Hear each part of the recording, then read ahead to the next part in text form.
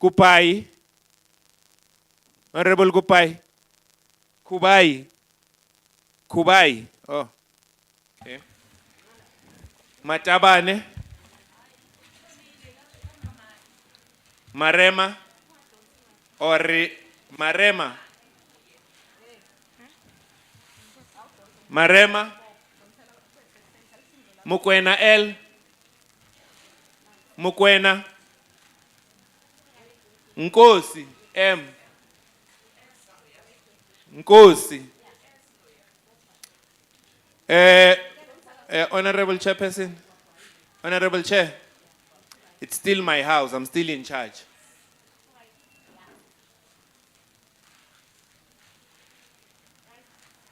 Mabukela.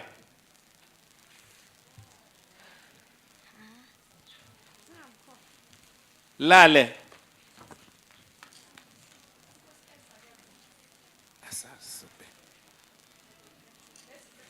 Tladi M. Tladi. Maduna M. Muedi L. Awasabelang. Jiwa. Jiwa A. Okay. We know that it's possible that you can sleep in the house, but not today. We know it's possible, but don't sleep today. Mabusela. Mabusela. Libeko. Libeko.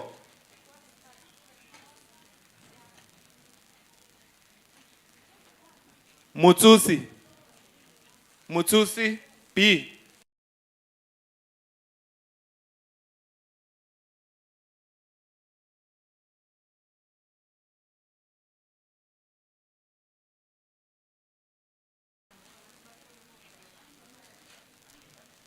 Okay. Do we have an honorable member who doesn't have a name tag?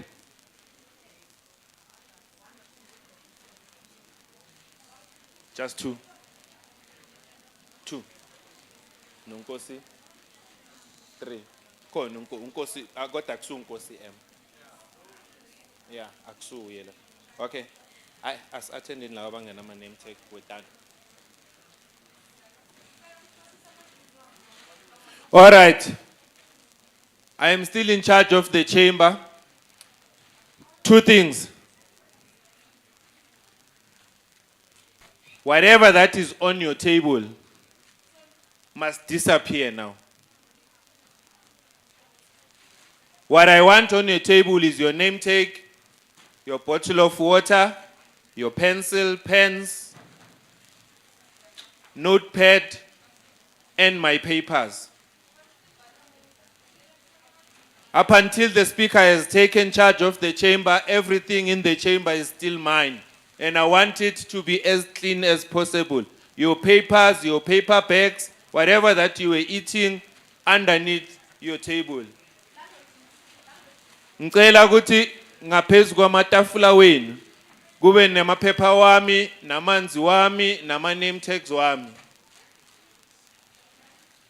Konke okunye akungene ngaphansi noma kusuke.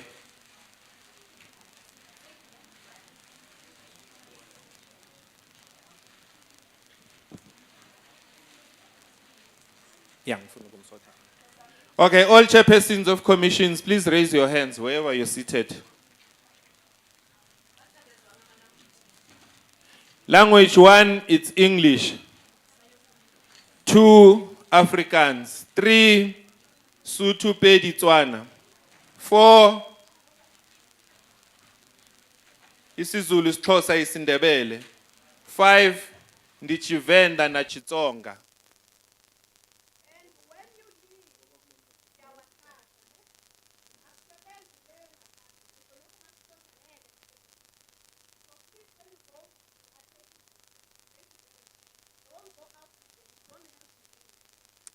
All right.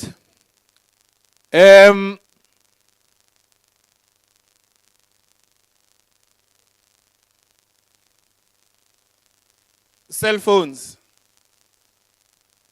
I want them off Now, take out your cell phones and switch them off. And you have a problem switching them off, just raise your hand. We'll come and assist you. Cell phones.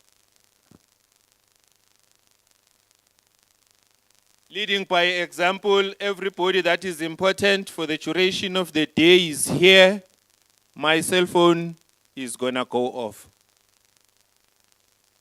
If you have a problem, or you can't switch it off, or it has a tendency of switching itself on, please raise your hand so that we can come and assist you.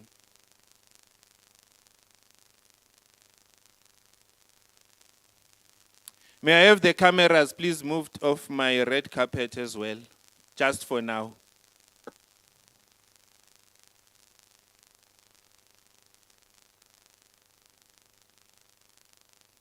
Once the speaker has taken charge of the house, you can return the cameras and proceed with the work. But for now, okay, on top of your tables,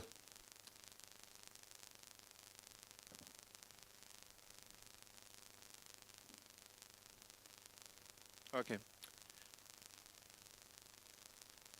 Honorable Chairperson Tisane,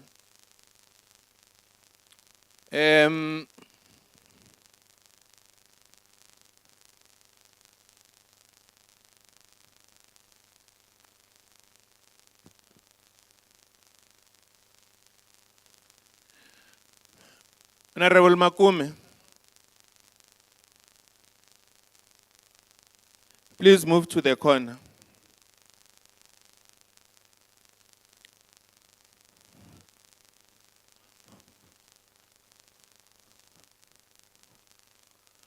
Honorable Mabukela, please take the seat that is being vacated by Honorable Makume.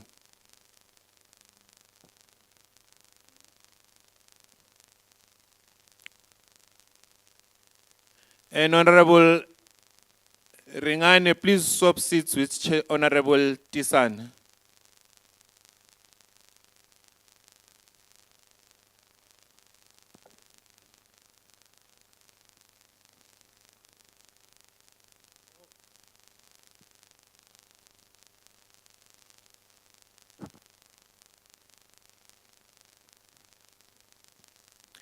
Cell phones.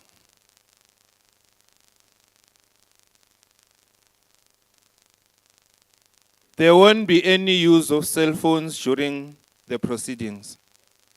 If you can't by any chance switch it off, please advise. We will come and assist you. This is the time. Raise your hand if your cell phone cannot switch off, or it has a tendency of, even after you switch it off, it switches itself on. Please raise your hand so that we can come and assist you. Honorable members, this is the time. Please go relieve yourselves and do so in the next 5 minutes and come back and sit down so that we can reduce movement.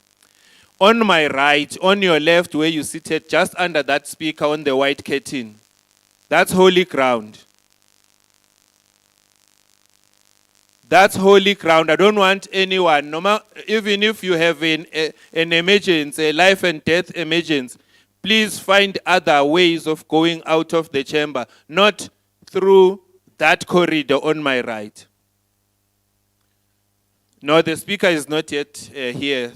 Your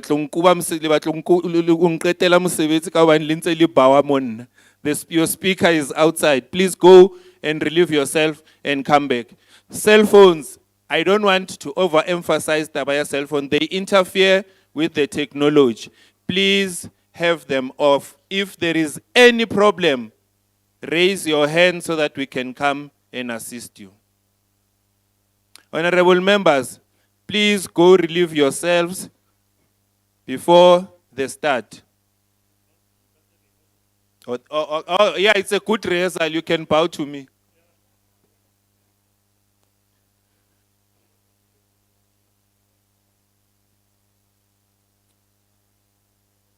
Honorable Mtembu, you were not seated next to that honorable member. Were you? No. Okay, I'll get you. You're cheating the system. And I told you earlier when we started that those who cheat the system, we've got a way of finding them out. I'll get to you. No, I'll get to you.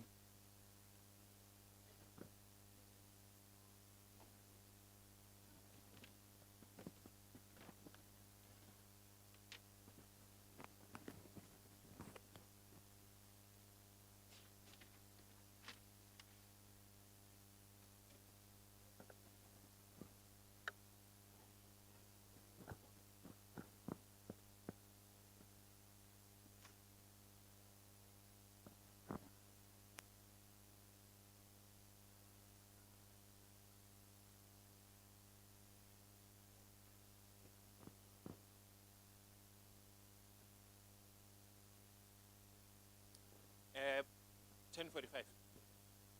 Yeah, 10:45. Tops. Attention, honorable members. You need to be back at your chairs, seated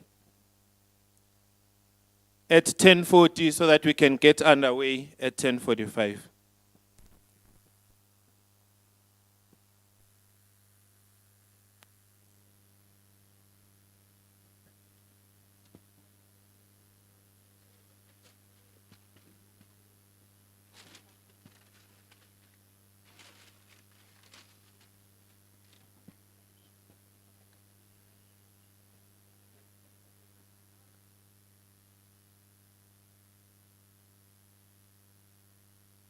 Testing.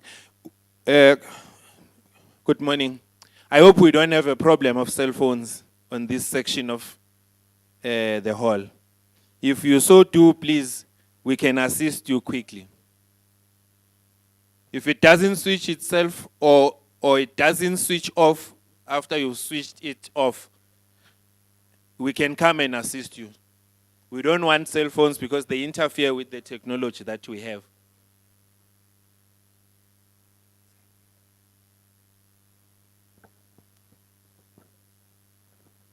Attention, honorable members. Please come back to take your seats.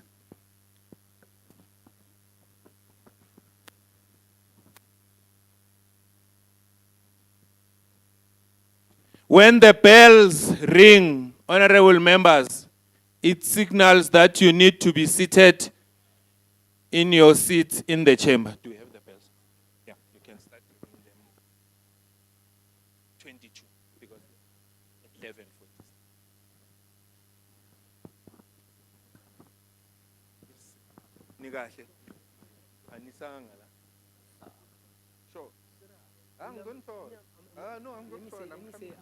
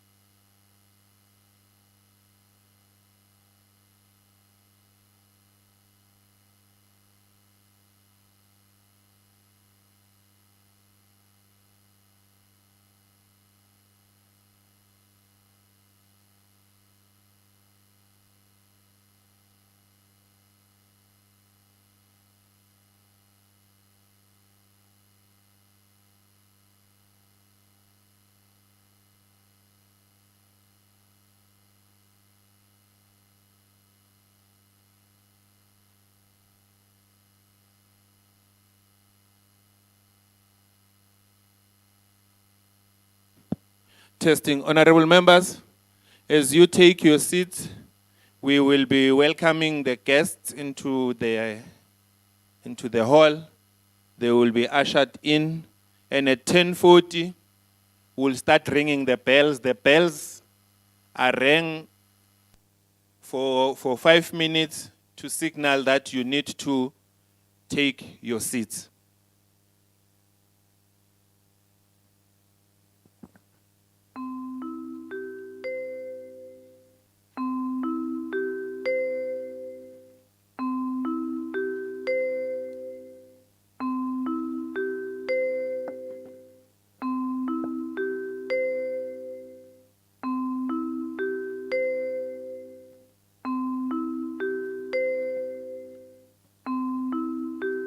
When the Sergeant at Arms calls for the arrival of the Speaker, we will all stand up until directed so by the Speaker.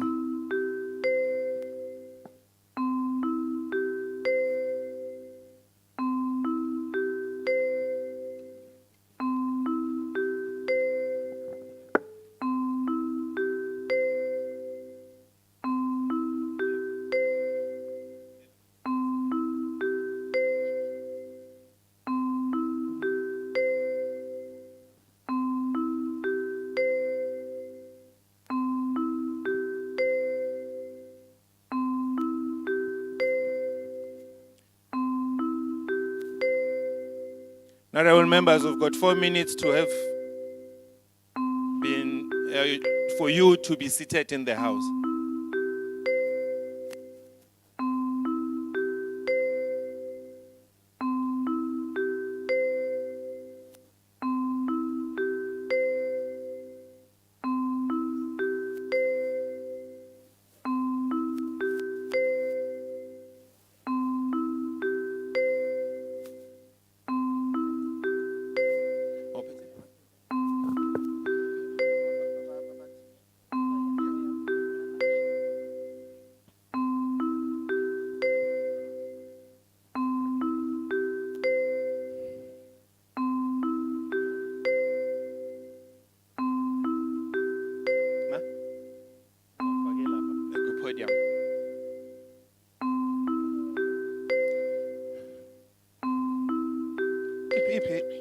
Deputy Speaker. Yeah. Deputy Speaker name tag.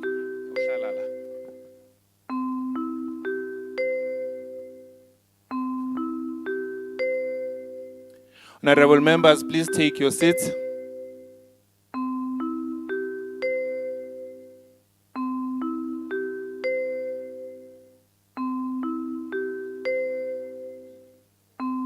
Who's already? Oh, the session that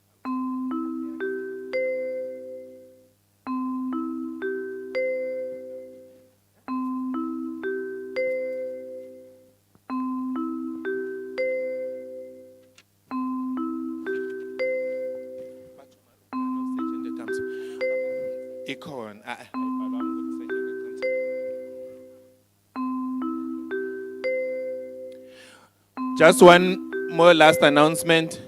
On my right-hand side on that exit, it's holy ground. It's for sign language interpreters. Please let no one move to that or move towards that direction. Can I at least now have everybody seated? Honorable members, please take your seats.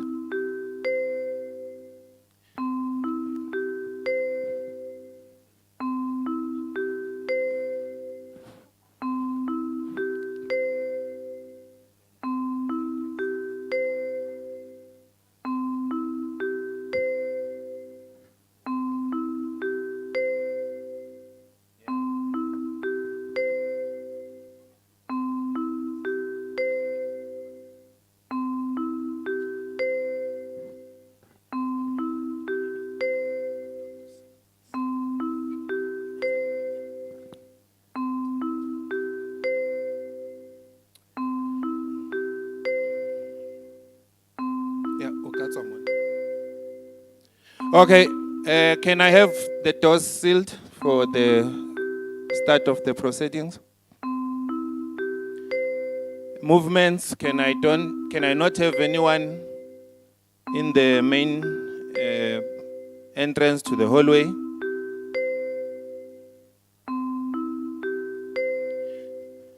Yeah, languages, I have explained languages. On the translation gadgets that you have, one is English. If you do not have and you need, please raise your hands. But we can only attend to you after the singing of the national anthem. Can I have the House seated?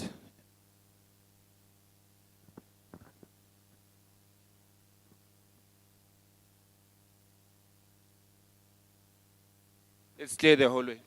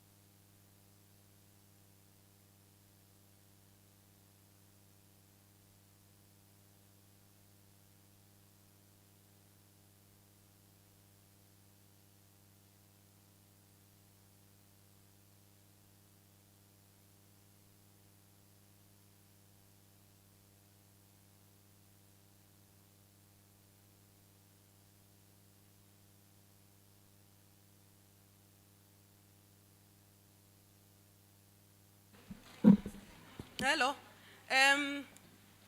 Johannesburg City Council, mayors, are they in here? May you please have them come through? Under the Children's Parliament,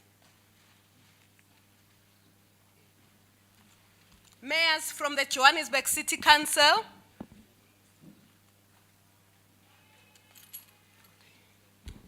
thank you.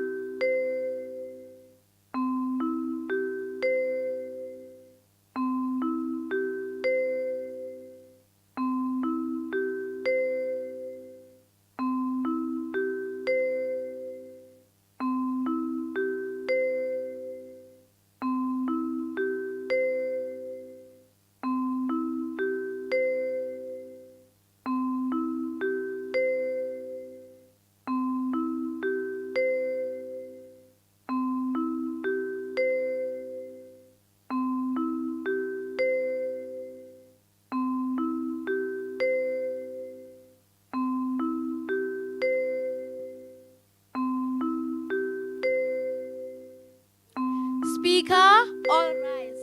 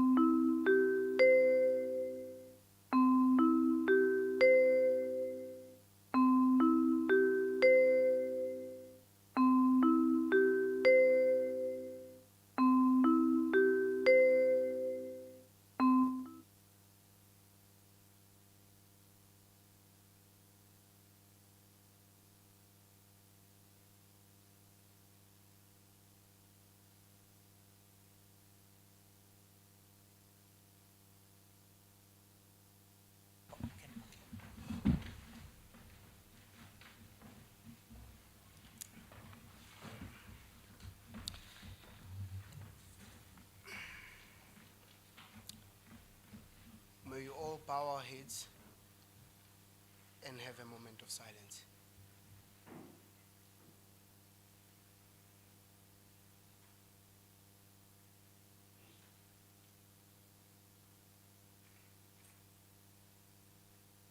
We may open our eyes. I now call on the House to sing the national anthem.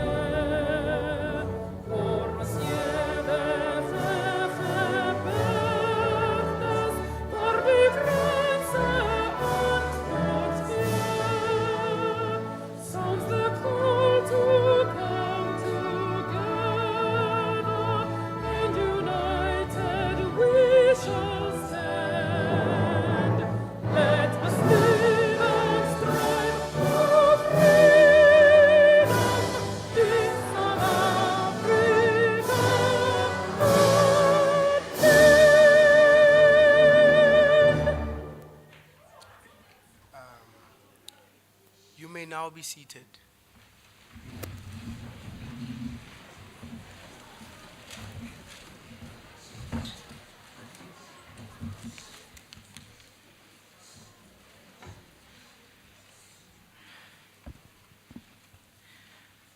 I would like to take this opportunity to welcome the chairperson of committees, Honorable Mpapa Kanyani, and ask him to declare the Fendale Recreational Center the precinct of the Gauteng Legislature in terms of the rules.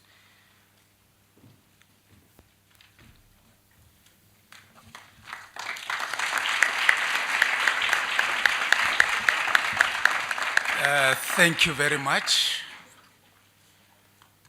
As the Deputy Chairperson of Committees, Kile Mpapa Kanyani,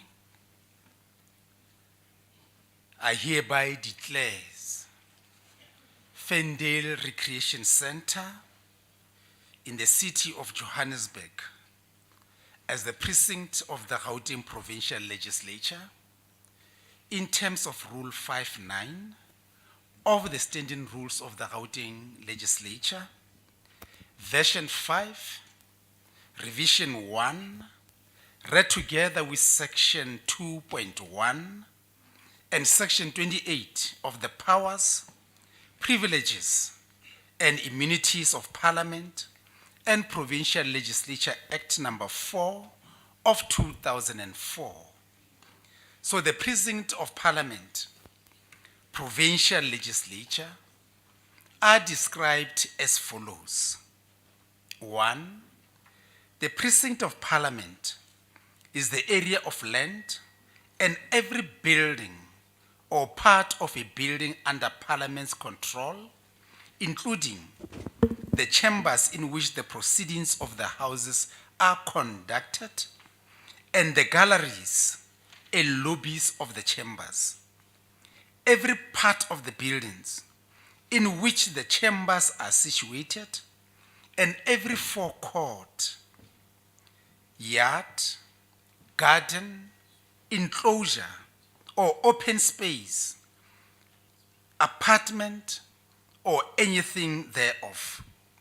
So committee rooms and other meetings places provided or used primarily for Parliament's purposes, and every other building or part of a building provided or used in connection with the proceedings of Parliament, anything that is so used, then that is a Parliament, is a precinct of the Gauteng Provincial Legislature. Now, for the duration of this meeting, this place will be the precinct of the Gauteng Provincial Legislature. Thus, the standing rules of the legislature will apply and govern all the engagements of the day. Let me thank you.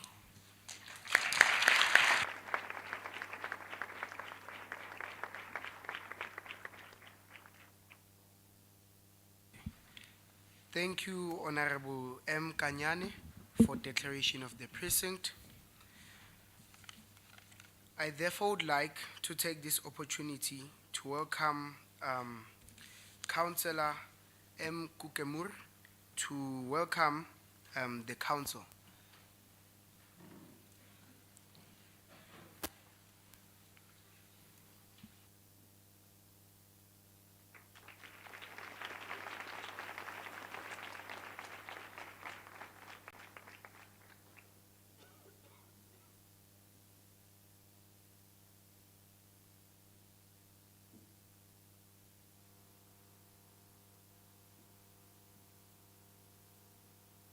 Good morning, honourable members.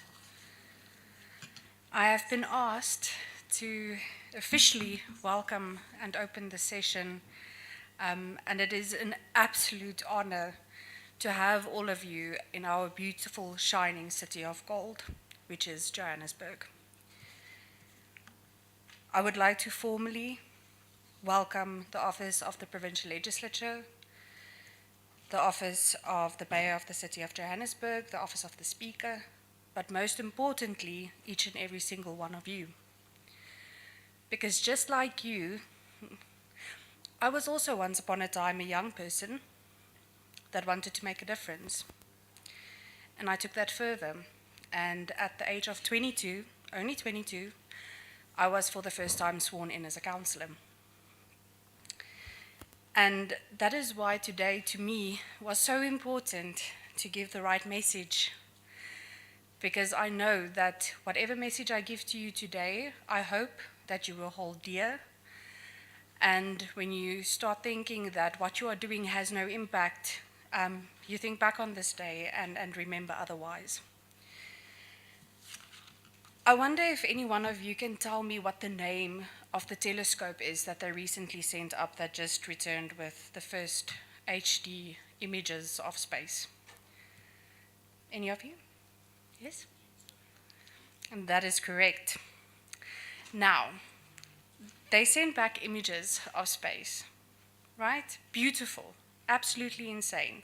And the first thing I remember thinking was, how small are we? How small are we in the greater scheme of things? But then I also thought how absolutely amazing it is what we have done and what we have been able to do. And that reminded me that even though we are so small in the greater scheme of things, every now and then life gives us the opportunity to do something absolutely great.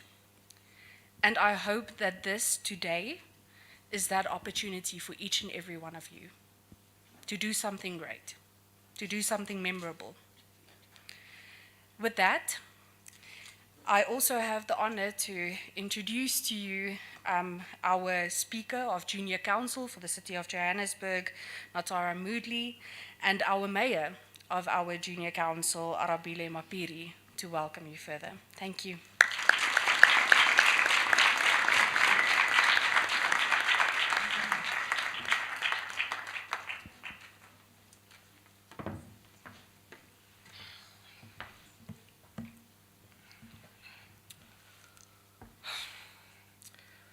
I think it's befitting to start off with the following quotes from the late Whitney Houston. Teach them well and lead them, lead the way.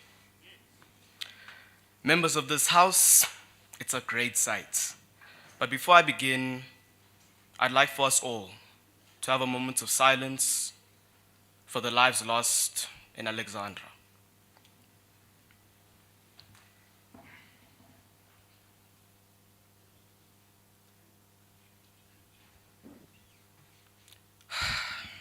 Yay! A whole children's parliament sector. Firstly, please give yourselves a round of applause, man. Yay!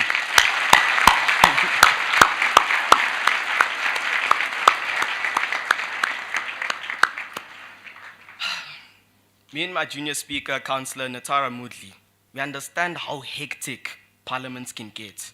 Yay!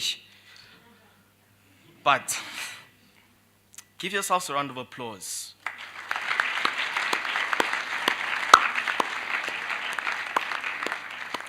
Because of the fact that you're all up here stepping up to the plate.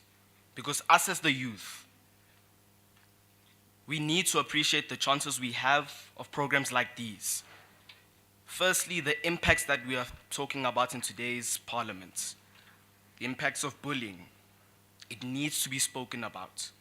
The impact of COVID-19 and how it affected our education. Some of us went to online school. Some of us here didn't even go to school. We were the people directly affected by these things. And we need to speak up. And I'd like to thank this program once again for giving us the chance to speak our minds. Thank you.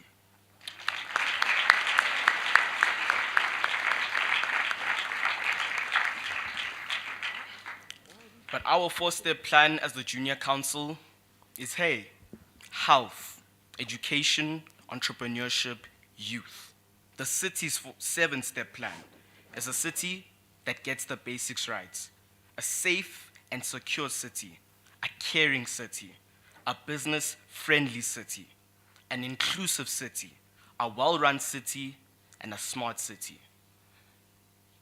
As the Johannesburg Student Council, our four-step plan of hey integrates with this seven-step plan, wow.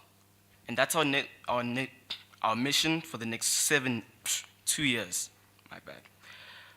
But as a Junior Council, that's our mission for the next 2 years. So now I'd like for my councillor, Natara Moodley, to speak more about that.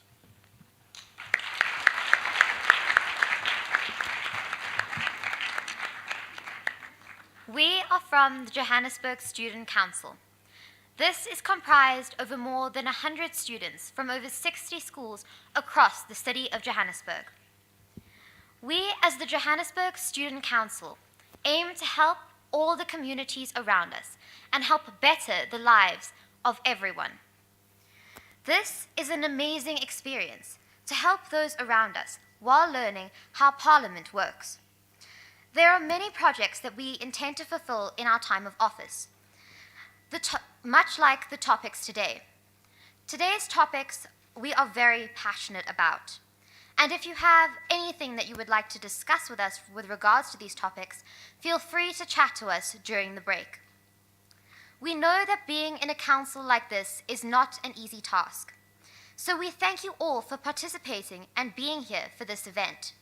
It is amazing to see so many of you here participating in such an amazing project. We encourage you all to continue working hard and to follow your passion.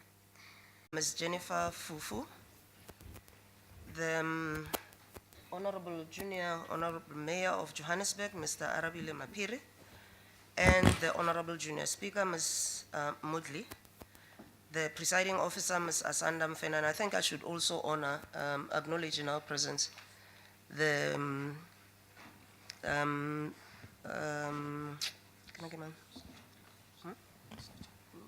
Marukani, yes.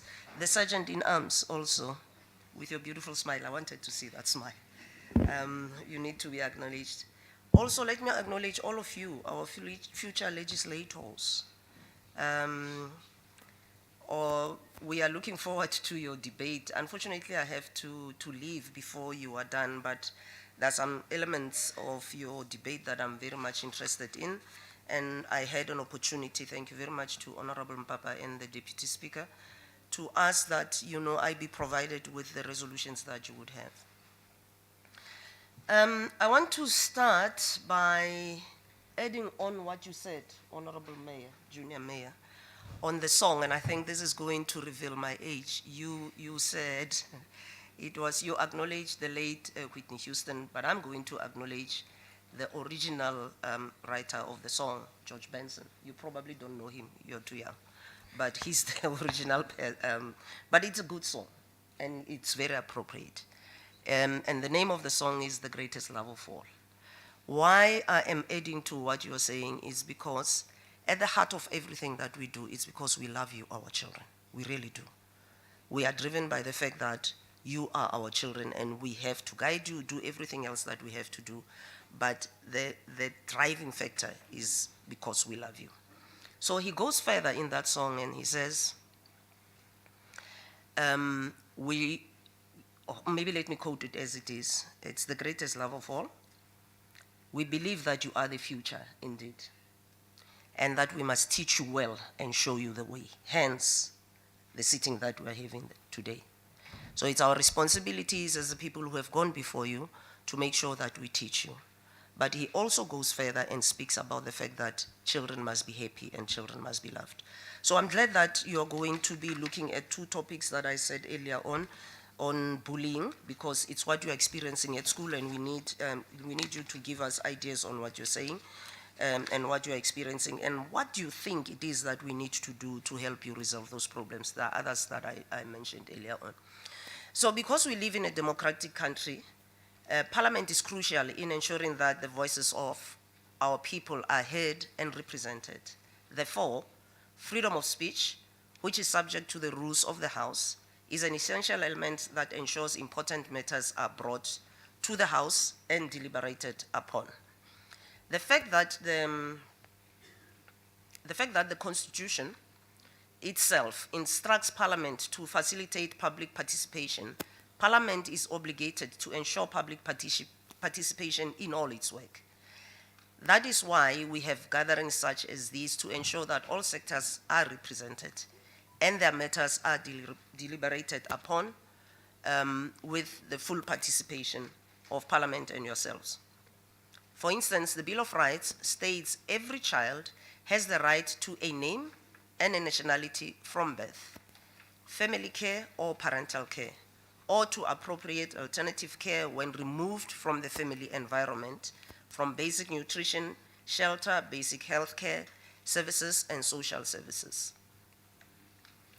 The Children's Act, which we as social development are the custodian of, gives effect to certain rights of children as contained in the Constitution and sets out principles relating to the care and protection of children. Be that as it may, while the law protects children, we cannot deny that children become crucial in matters that affect them the most. In our briefing, I made a reference to this, and I want to reiterate that it is important that we hear you and we hear what affects you and what you think the solutions should be.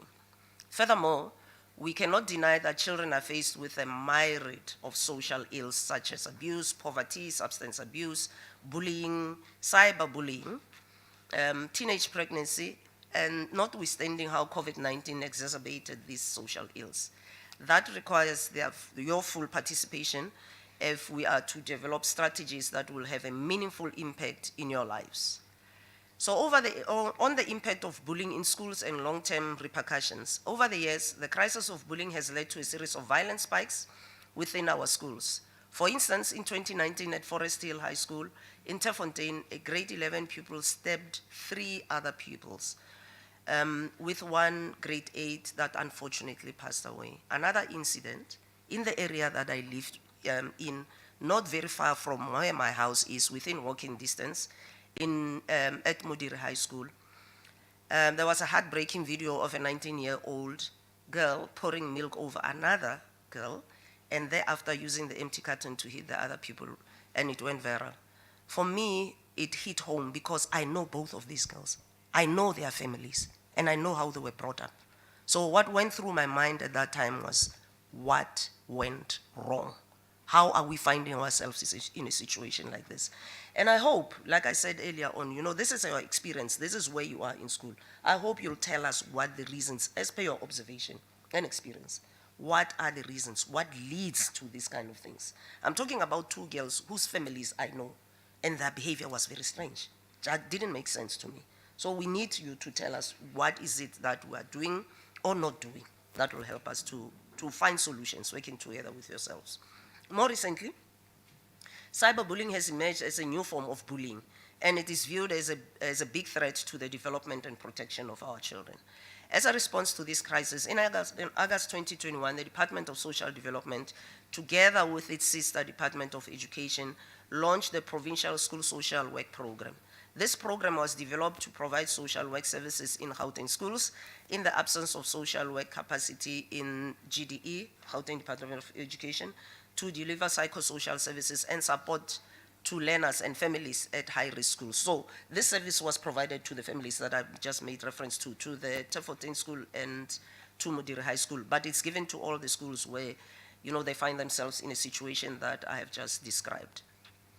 This collaborative partnership was formalized and strengthened following the horrifying spike of violence and behavioral changes amongst pupils. We realize that violence and bullying in schools have hindered the progress and development of some learners, but also the education output itself. And it's a matter that we really need to address. We must nip it in the bud and nip it in the bud now. Through the School Social Work Program, our objective is to ensure that schools receive psychosocial support to improve conditions of learning and address social, emotional, and behavioral barriers to learning that impede learners' functioning and development.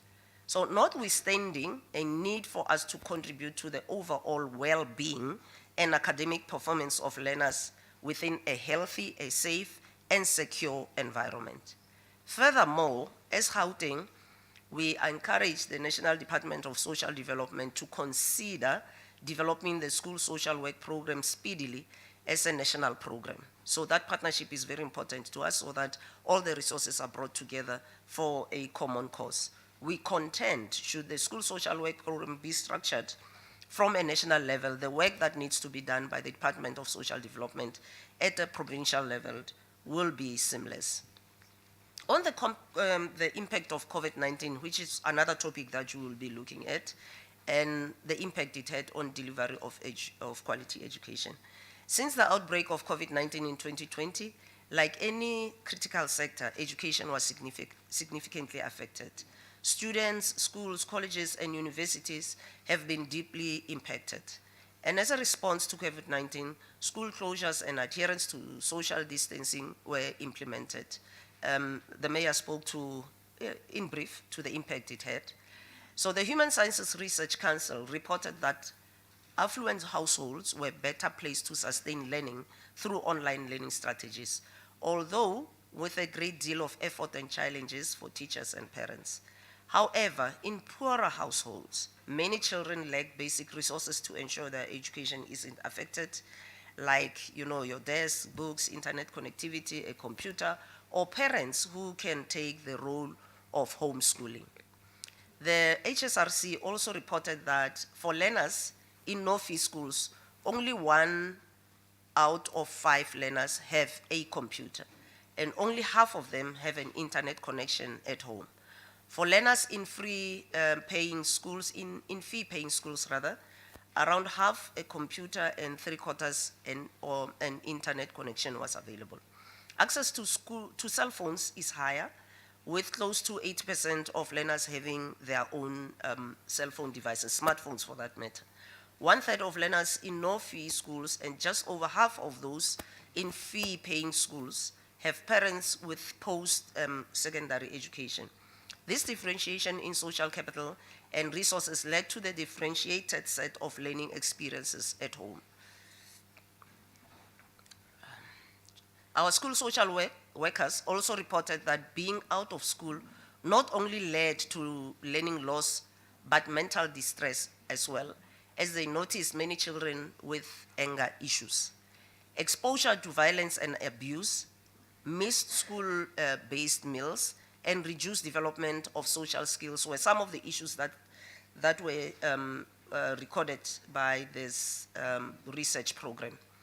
History has also taught us that in periods of emergency such as COVID-19, in the longer term, the skills needed to transition into working lives will be affected.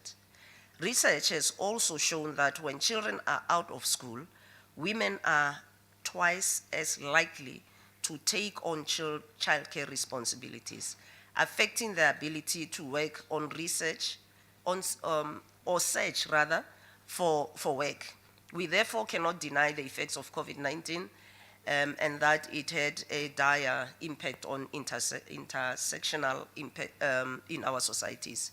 In conclusion, Speaker, before you ask me to leave your podium, considering the broad social ills that I spoke to and that children are faced with through deliberations in this sitting, we know that our strategies will have a meaningful impact on their lived experiences and that their lives of future generations will be better.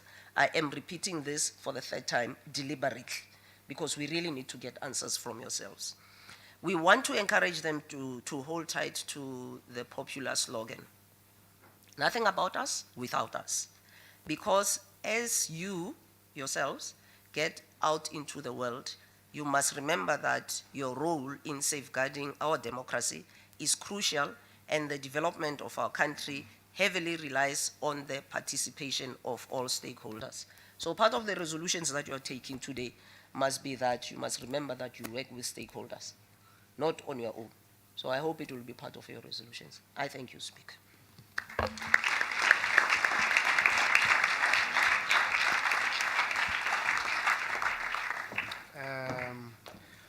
Honorable Morakane Musupye, we thank you for that wonderful address. Indeed, George Benson did say that the youth has to be taught in order for them to be allowed to lead. And fortunately enough, today we are in such an event where we are allowed to lead and be able to be taught as well. With further ado, I would like to welcome an address by the Independent Electoral Commission representative, Honorable Kenneth Hlongo.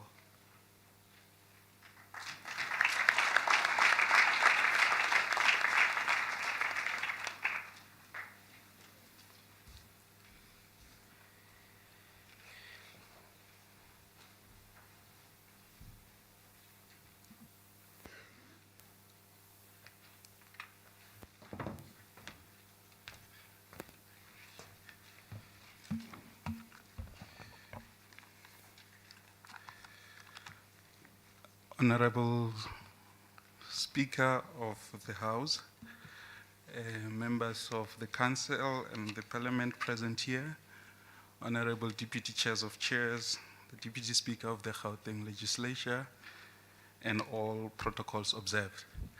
As the Electoral Commission of South Africa, we'll want to take this opportunity to thank the organizers of this prestigious event that allows us to engage with the population of the Republic of South Africa into ensuring that we educate them about what is this Electoral Commission.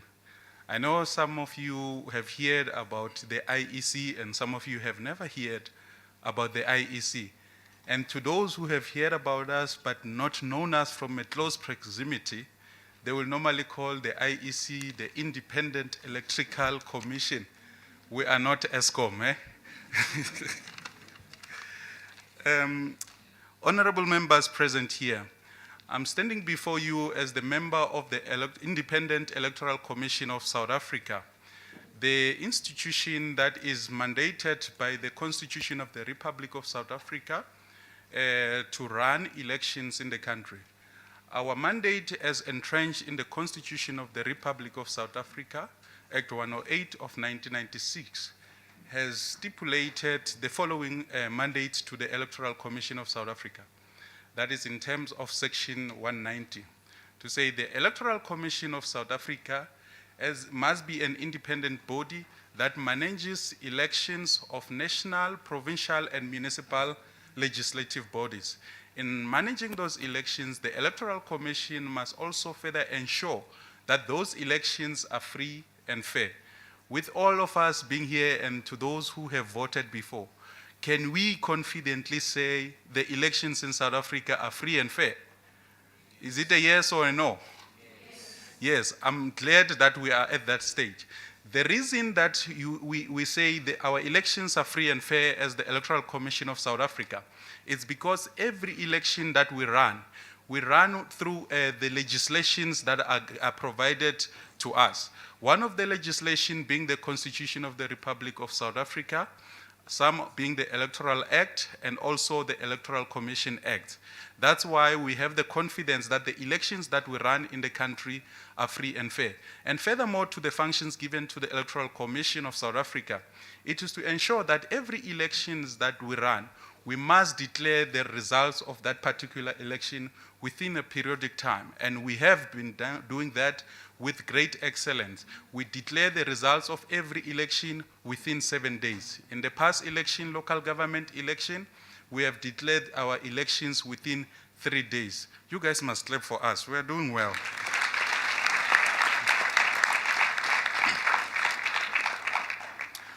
I'll further want to share with the honorable members present here today that as the Electoral Commission, there are types of elections that we run. The types of election, the first election that we run as the Electoral Commission is called the national and provincial election. That is the election whereby we elect our National Assembly. And secondly, that's the same election that we elect our provincial legislature, which today we are honored to resemble how it works at the provincial legislature led by the Premier. And the second election that we run as the Electoral Commission, it's called the local government election. These are elections whereby we elect what we call our council in the city of Johannesburg and other metros, and also in district municipalities. This is where we elect our direct representatives. These are the people we call our local councillors. If I were to ask some of you today to say, do you know who's your direct person in terms of service delivery in your area? Your ward councillor. Do you know that person? Yes. Thank you very much. You guys are active citizens. I'm glad with that. And then furthermore, what I would want to share and to encourage everybody that is present here is that the IEC have programs that we run in order to ensure that we educate the citizens of South Africa about electoral democracy and also making sure that we encourage them to be active participants in our democracy. What does it entail to be an active citizen in terms of the Electoral Commission? It means that the IEC should continuously run what we call voter registration. A voter registration is a process that is open for all South Africans who are number one, listen properly, number one, who are 16 years old, have a South African identity document, and then they are able to register as voters. So that is to say, anyone who is a South African citizen who have an identity document, whether a smart ID card or a green barcoded ID book, you are allowed to come and register with the Electoral Commission. And the question that some of you might be asking, where must I register?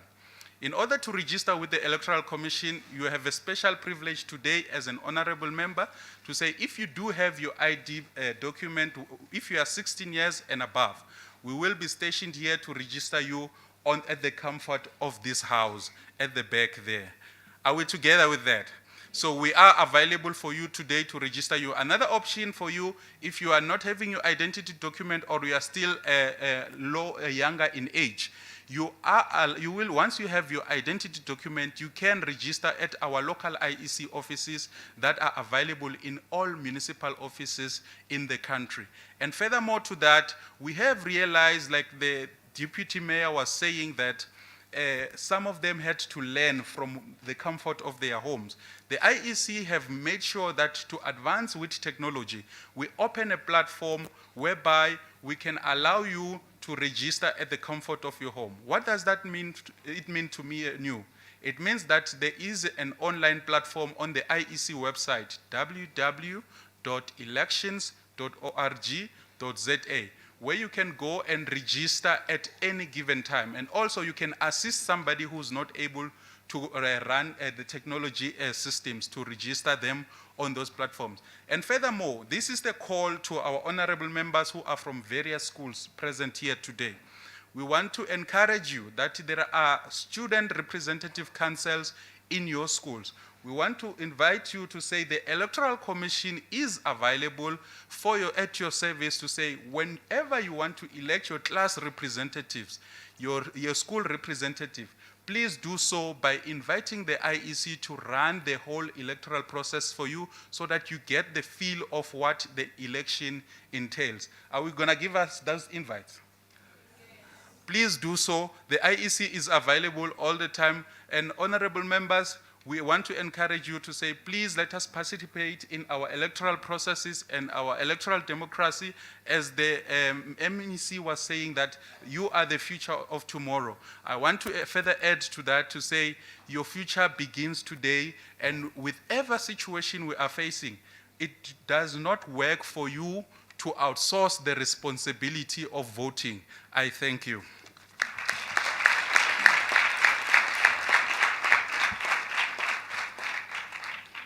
Thank you, Mr. Kenneth Hlongo, for that address. Without any waste of time, I would like to welcome Honorable Linteng and Mihwe to come and address the House on the purpose of the sector parliament.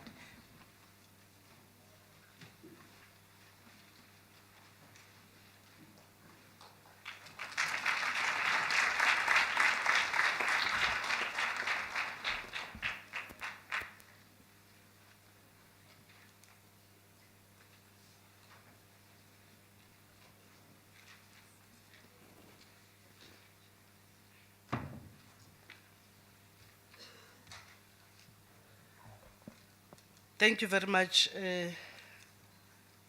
Madam Speaker, Mr. Speaker, honorable members of the House.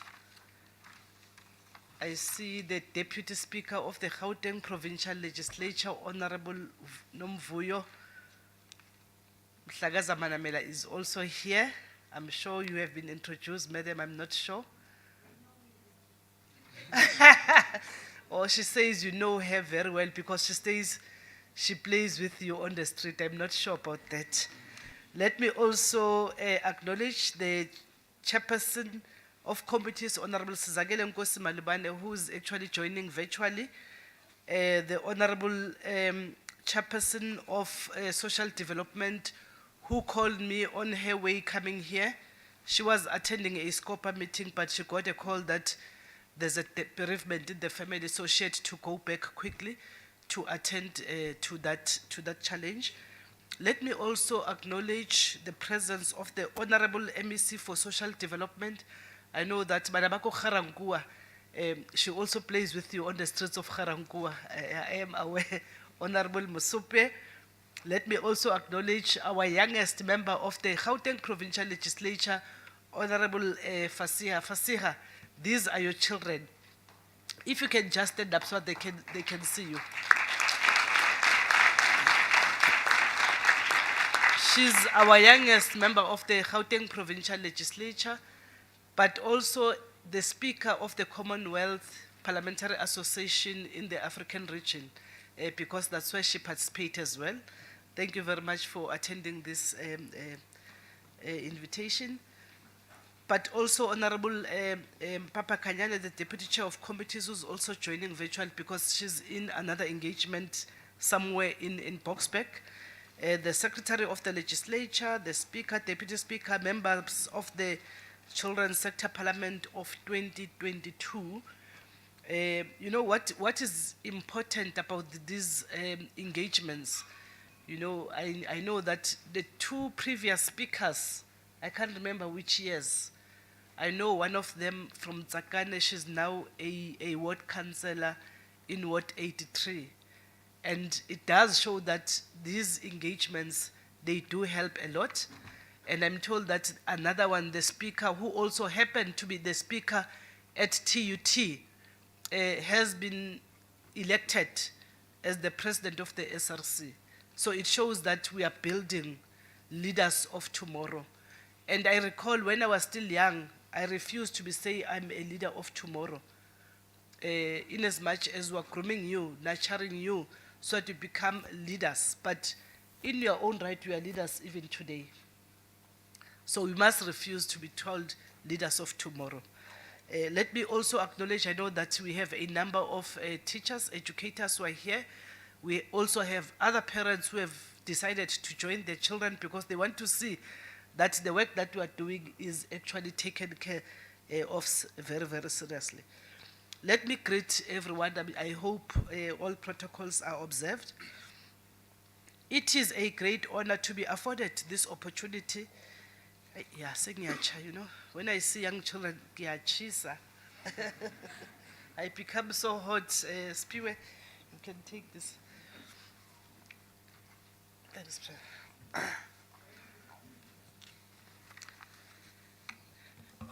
It is a great honor for me to be afforded this opportunity to outline the purpose and objectives of the Gauteng Provincial Legislature, the Children's Parliament at this August House under the theme, "It is in our hands." So the future is in your hands. What you do with your future, you will decide whether you want to destroy or you want to build, but it is in your hands. The 2022 Children's Parliament came at the time when we want you as children to bring your knowledge of what it is like to be a child, your ideas, your opinions, and to be willing to voice and explore these ideas and opinions. But mind you, while you bring your ideas, you must be mindful that we were once children.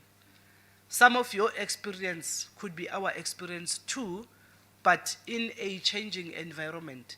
Therefore, even your opinions and how you feel could be different in that way. But ningas shy, we were once children. There are young children that I do counseling, that I meet. There's a young women's forum that I also organize in Soweto, in Dobsonville, where it is my constituency. I always tell them at times when they raise issues, I say, but we also had these same challenges. But it's a different environment that we need to confront. So bangazosishaya ngoba bacabanga ukuthi sesikokota kusasa. They think that some of these things are different. But we want to hear you, how it means, how it feels today to be a child in 2022. We also want to welcome your children's opinions and the belief that children have a high degree of talent and ability. We also want adults to bring their memories of what it was like to be a child. Mourning the children of Gauteng, the children of Nelson Rolihlahla Mandela. Remember, on the 18th of July, it is his birthday. May we all enjoy the birthday of Tata Nelson Mandela. But also, as we enjoy that birthday, let us do it in the way Rolihlahla Nelson Mandela wanted us to enjoy. When children work together in the space, they have the opportunity to take responsibility and work in self-directed groups. They also develop friendships and gain new insights into the diversity of children's backgrounds, experiences, hopes, and dreams. Therefore, as the GPL's ethos and mandate of working with Children's Parliament is not about advocating on children's behalf. We don't advocate for you, but we believe you can actually advocate effectively for yourselves, especially if we create the right environment and then there's a support that is put in place. This is an initiative rich in learning for adults if we listen carefully. Our work is based on children having fun and engaging in projects and investigations in and across our themes, which reflect the United Nations Convention on the Rights of the Children. And for the educators, what I'm also learning, there are so few of our children in South Africa that are aware of this United Nations Convention on the Rights of the Children. May we ensure that in our space and time, let's also educate some of these children because they'll be able to propagate for their rights, knowing very well that we come from somewhere. Our dream is that children grow up in a world of love, happiness, and understanding. Our mission is to inspire greater awareness and understanding of the power of children's human rights and to support implementation of the Children's Act across Gauteng. Again, the Children's Act. How many of us, especially the champion of the Children's Act, Madam MEC, how many of these children are aware of our rights? We need to ensure that our departments go out there and teach them, because they need to stand for themselves, while we as adults must actually give support. The main purpose of the Children's Parliament is to create a platform for participation of children in matters of democracy and nation building. This is in line with the country's Children Act number 38 of 2005, which advocates for the creation of platforms to enhance children participation in democracy, providing them an opportunity to influence policies and strategies so that your rights are realized. The Children's Sector Parliament will also be used as a vehicle to educate children about our country's history and foster social cohesion at an early age by bringing together children of different races. The objective of this project is to achieve the strengthening of the link between Parliament and the children of Gauteng through direct interaction with their public representatives, thus reassuring laws and regulations aimed at protecting children from being violated. Someone can ask a question as to where is the Parliament? We are the Parliament. But we differ with the National Assembly and the National Council of Provinces, which is a national parliament. We are a parliament of the province. We have 9 parliaments, provincial parliaments in South Africa, which actually resemble the provinces that we have. So we are a parliament. Now we have a parliament of children, which is you now. We also want to allow you to demonstrate your understanding and show responsibility for the freedom and rights they have in exercising the democracy. Want to foster social cohesion and create an awareness of the challenges affecting children in Gauteng. At the same time, mobilize members of the Provincial Legislature, non-governmental organizations, and the Committee of Gauteng to join hands and support the social movement for the children's rights. The Gauteng Legislature has created this platform for children to debate, adopt House resolutions, and encourage critical and analytic minds to be able to engage with public representatives and voice out their challenges. This will enhance engagement of children's policies, tolerance, challenges, and propose solutions. The outright belief that all children should enjoy their lives where there is an absence of hunger, abuse, exploitation, and homelessness as the ideals that we should all strive for. The struggle for child protection and quality education in society is not only an important issue in our social transformation agenda, but it needs to be done to move the legacy of the Freedom Charter forward. Again, what is the Freedom Charter? These are the things that we need to actually teach our young ones so that they can actually understand that we have a bigger policy that we have has been adopted by all political parties in South Africa. This year, 2022, South Africa remains committed to the democratic values of human dignity, equality, freedom, and the children's rights. The care of children matters to all of us. It affects how we live our lives, influence our capacity to develop both as individuals and as society. It reflects on our aspirations of the kind of South Africa we wish to live for the generations to come. What we do today must not affect or impact negatively on those that are still coming in the years to come.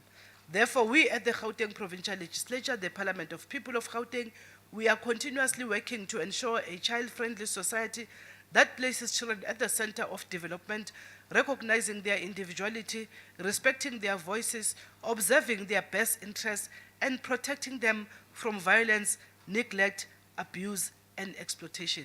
I know many a times when we interact with some of the parents who say, hey, these children have so many rights, I always say, while children have so many rights, that does not take away the rights of being a parent. Continue to be a parent. Loving is a right. Giving support, but also providing the right direction is part of the rights that our parents still have in the Constitution. Yes, we are saying we should not be beating our children. Let us support you, because when I am angry, I can always receive an angry child. You might not even listen to what I'm telling you. But in our free space, let's ensure that we engage, but also deal with those matters effectively so that we're able to come up with effective solutions. As the Gauteng Legislature, we note that the children are the future leaders of tomorrow. They should not be beaten and abused by adults. They should be given the right to participate in consultation or negotiations about their future.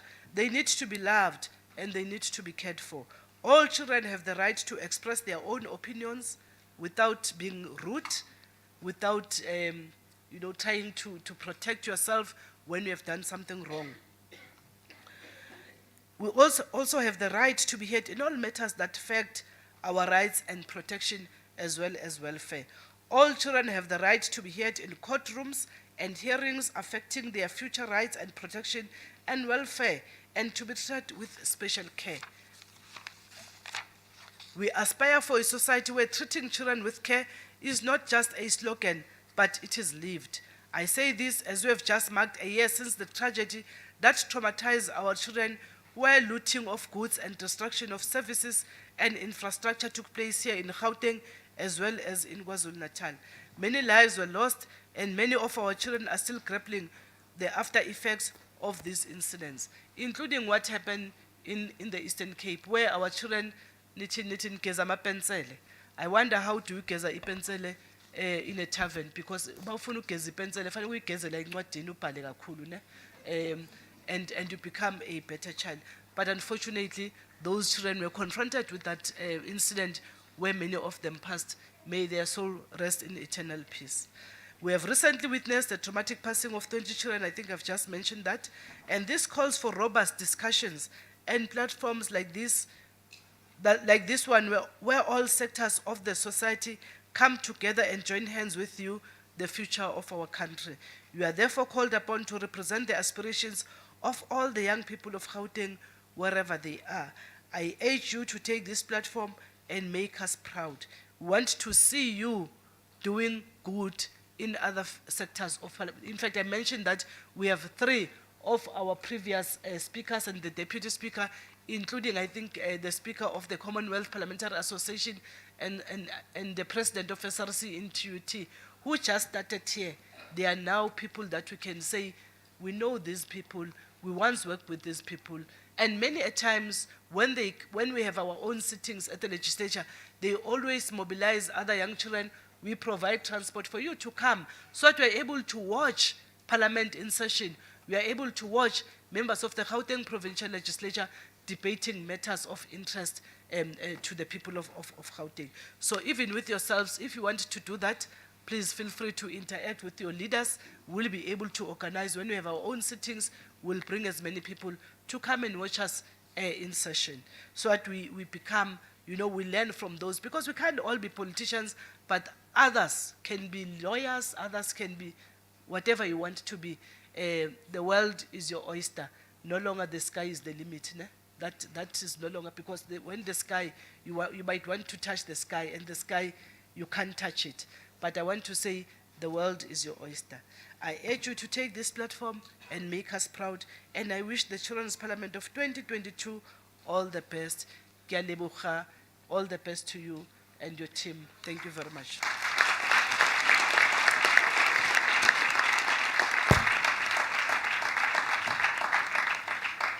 Thank you, Honorable Linton Mihwe, for the address. The theme for the day, it is in your hands. As Honorable Tombi Mihwe has alluded further, that the future is in your hands, and it is your decision what you do with your future. It starts now. Without any further ado, I would now like to announce the House fully functional by moving on to the order of the day, which are the debates. Now, I would like to explain to the chairpersons of the various commissions on how we will be dealing with the commission's reports. I believe that during the discussions of commissions, in the workshops, each commission agreed on resolutions that will be presented and tabled in this House today. I will ask the person designated to present the resolution of the Commission and hand over the resolution to the service officers after the debate, who will then hand them to the table staff seated in front of me. At the end of all the debates, I will hand over all the Commission's resolutions to the chairpersons of the Committee of the Legislature so that they can be tabled on their meetings and forwarded to the Executive for action. Without wasting any time, I would like the Secretary to please read the first order. Thank you very much, Speaker. We will start with a debate on the impact of bullying in schools and repercussions on long-term learning. Thank you.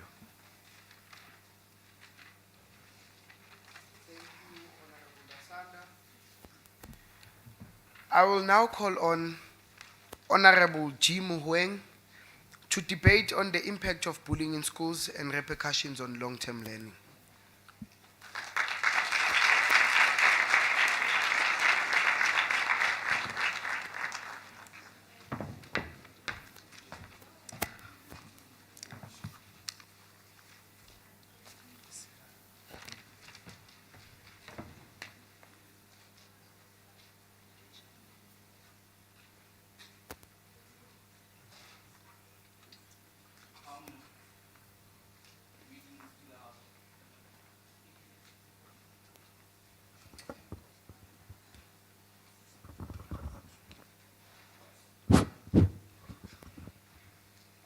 Greetings to the House at large, and I'd also like to greet those watching at home.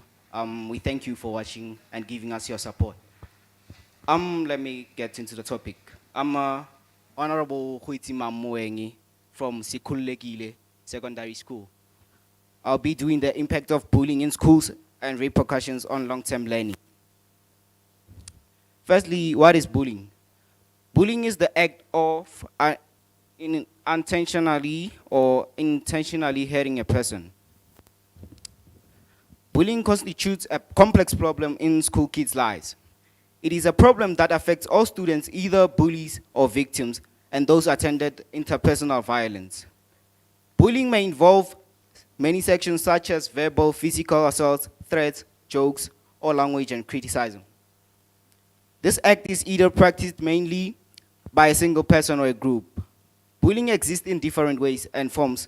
This includes cyberbullying, which is practiced mainly on the internet, social media platforms such as Facebook, Instagram, etc. Emotional bullying, whereby the bully hurts the victims by damaging or provoking their emotional well-being. Verbal bullying, where the bully says hurtful things to the victim with the intention to eventually hurt their feelings. Physical bullying is the most predominant bullying and usually includes exposing and physical contact, such as hitting or punching to the victim. Research shows that Honorable members at the back, can you please maintain order while the speaker is on the podium? Research shows that the 50% of pupils who are bullied, at about a sixth of them are likely to drop out, while remaining a quarter will do poorly in the grades and end up failing their academical year. It is well known that bullying is difficult to eliminate or stop it in schools because it is used by students. Bullying at schools has various impacts. Among such impacts is the academical achievement. Children are afforded special and additional constitutional protection through Section 28 of the Constitution. It is explicitly stated in the Section 28(1)(d) that children have the right to be protected against maltreatment, neglect, abuse, and degradation. With regard to bullying and school safety, 4 policies are important, namely the South African Schools Act 84 of 1996, the Children's Act 38 of 2005, the Child Justice Act 75 of 2008, and the Protection from Harassment Act 17 of 2011. Bullying usually affects us a lot as teenagers, so we needed to find a way to reduce the rate of bullying or stop it if we can.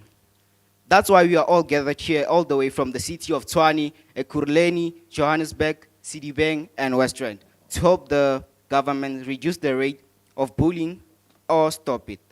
Now I'd like to leave the rest to my fellow speakers. Thank you.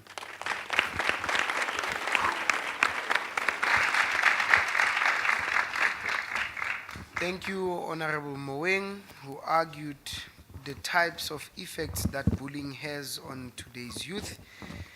Unfortunately, on a personal level, I would have loved to hear what those SAS acts and that he mentioned are saying. Without any waste of time, I would like to welcome Honorable R. Maisela to come and further the case of Commission 1.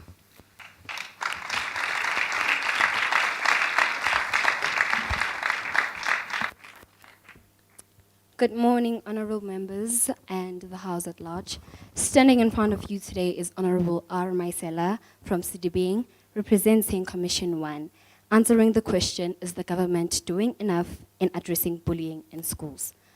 Majority of our members from my commission have answered the question negatively, saying that the government is not doing enough, and these are the reasons leading to it. The high rate of bullying still exists. The following policies exist but are not implemented within status quo. As South African School Act 338 of 2005, Child Justice Act of 2008, Protection from Harassment Act 17 of 2011. Suicide rates are not decreasing. These matters are taken seriously after the case is worse and damage is done. They implement temporary solutions and fail dismally to engage with pupils. Victims are not taken seriously in any educational environment. Social workers are not active. Teachers neglect the victims that have been bullied, and they are left to defend themselves. Lastly, they fail to raise awareness as to how this has long-term consequences. Thank you.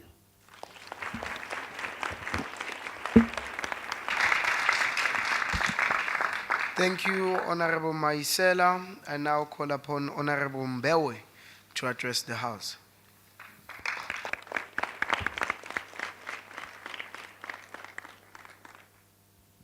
Honorable Speaker, honorable members, I'm Honorable Mbewe.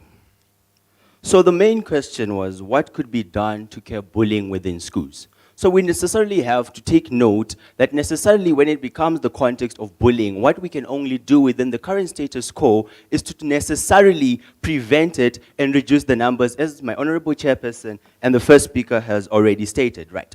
So then within the current status quo, we then come and tell you that our main aim is to say bullying should be prevented and measures should be implemented. We may talk about the policies that have been mentioned within my first speaker's speech, but then we then go on to check how are they being implemented within the schools, and then we can necessarily see that these policies are not necessarily working or necessarily functioning, they just exist on paper.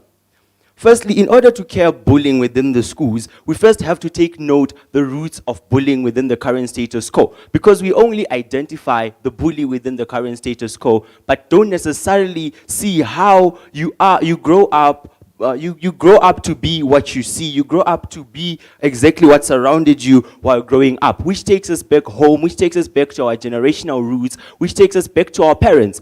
So necessarily, when you talk about involving psychologists within this bully's life and within this child's life, we also have to take note about the roots. Because necessarily, we cannot cure the problem if you keep on going home to the same problem, to the same grooming environment that turned you to be the bully that you are within the school environment. So then we necessarily take note to say, in order to curb bullying, we also have to help the parents, we also have to help our guardians, we also have to intervene within the homes so that we can also counsel our parents or our guardians so that they can also have psychological help, so that they can also adapt to the current status quo and understand what is bullying.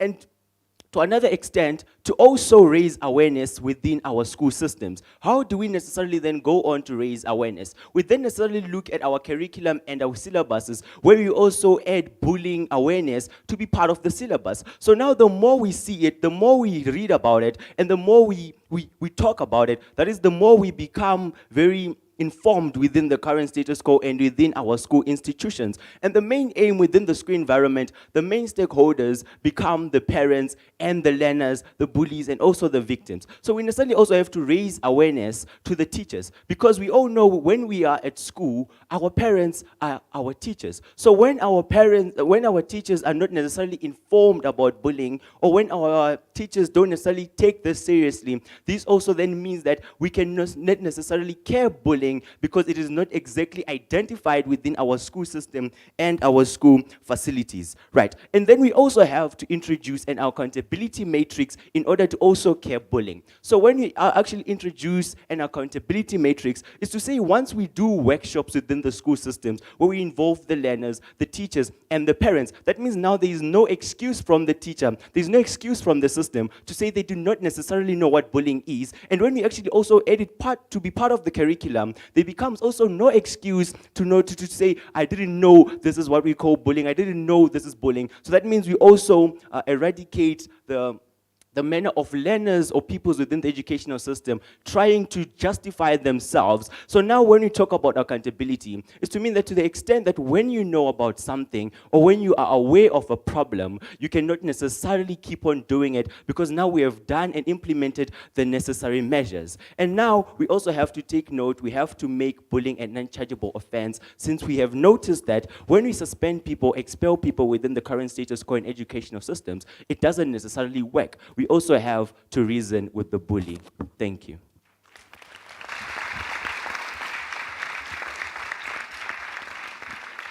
Thank you very much, Honorable Mbewe, for that powerful address.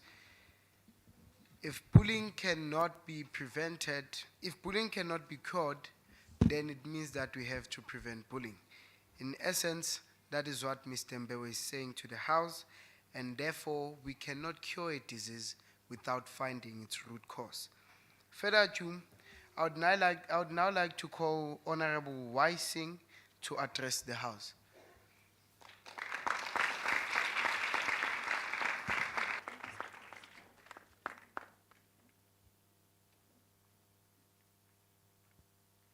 Good day, Your Excellency, honorable members, and the House at large. I am Honorable Yashen Singh, and today I wish to address you on the consequences of bullying and to propose resolutions to this overwhelming problem faced by our youth today, which is affecting our rights to equality, dignity, and safety and security, and has also violated many young people's right to life. It was clear in our commission that one of the obstacles to resolving bullying is the fact that so many people are unaware of the consequences. For example, 37% admitted that they did not really know what bullying leads to. This is a clear indication that the fundamental resolution to bullying is awareness and proper education. We propose that the government must begin to invest more in projects that educate not only the youth, but also their parents and the society on bullying. These projects should actively involve parents and youth, where they begin to speak to each other. The youth should be given more platforms to be able to express their feelings and their fears to their parents and society, where they did not feel judged. Therefore, it is important to bring awareness among parents and society, who should know how to listen to the youth and advise them properly. Programs like these are only possible with the assistance of the government, which can invest money into improving social work. We have more social workers available for counseling. There are many graduates of social work who cannot find jobs and should be employed by the government. The Department of Education already sends posters to schools on bullying. However, the government should introduce programs in workplaces where adults are also exposed to posters and information on the bullying of youth and how to assist their children through better communication. When children feel comfortable communicating with their parents, their self-esteem improves and they do not become bullies themselves, and they are also not vulnerable to bullying. Many many times, bullying can also occur because the youth suffer from apathy. We do not become involved in any social projects and are only glued to social media, which could leave us vulnerable to cyberbullying or could also lead to us judging others unfairly and wrongly. By being involved in social projects and learning about our heritage and customs, youth become more interested and learn about the differences of people. This teaches tolerance and ultimately brings Ubuntu and social harmony. The government can ensure that this happens by introducing and investing in more programs that allow the youth of all ages and races to become involved in. These programs must be marketed widely in all schools and in all forms of media, so that parents are encouraged to get their children involved. In conclusion, our commission proposes that the legislature must adopt policies to bring more awareness to the youth and their parents in order to reduce the impact of bullying. I thank you.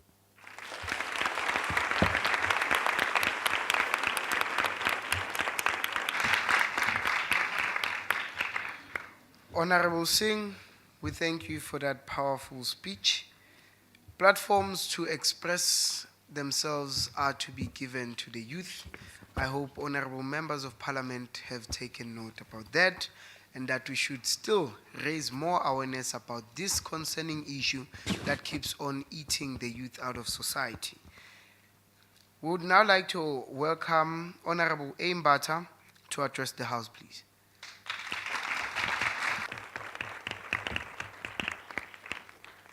Good day to my honorable members and the House at large. I am Honorable Ayanda Mbata, and I will be providing solutions to deal with bullying in society and in families.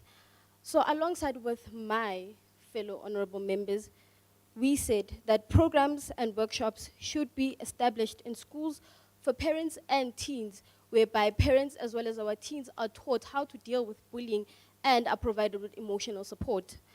And then we found that information should be spread in all social media platforms, such as TV adverts, Facebook posts, and so on. And then we said, learners should learn to communicate with their parents. I feel as learners, we do not communicate with our parents. We're very enclosed, and we believe in keeping everything in, whereby it leads to us being emotionally tarnished, as well as mentally hurt. And then we said, parents should fix themselves mentally and emotionally, as well as distance themselves from past experiences and traumas. Parents, our older parents were taught to not communicate. You were taught to deal with everything in their own way. But we would like our parents to please be open with us as students, because we deal with a lot and our parents are not aware of that. And then we said prioritization of people's views and emotions should be put into place. We are not seen as young students. We are not given majority of the time, we're not given platforms to express ourselves. And then we said, society should stop looking down on teens as well as change their mindset. They should be encouraging us instead of pointing out our wrongs. They should be showing us the way and helping us better improve. And then we said, psychological as well as social workers should be deployed to raise awareness in these communities. In South Africa, I do believe that not all of our schools have those type of platforms. We ask the department, as the people who are in charge, as well as the government, to please deploy such help, because our students are suffering mentally, they are suffering emotionally, and that is actually disturbing our academic performance. Thank you very much.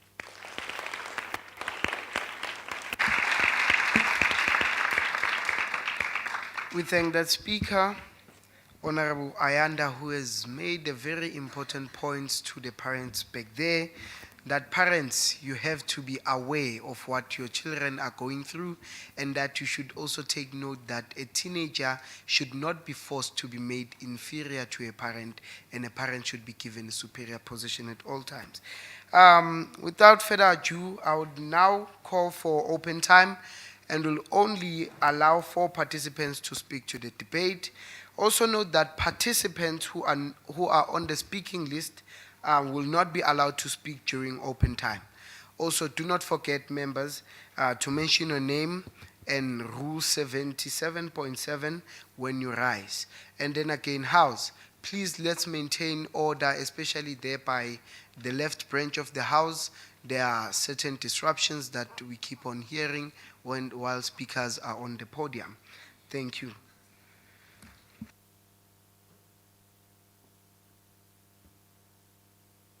I recognize Honorable Murakile as well as Honorable Sinare, Honorable Makume there at the back, as well as,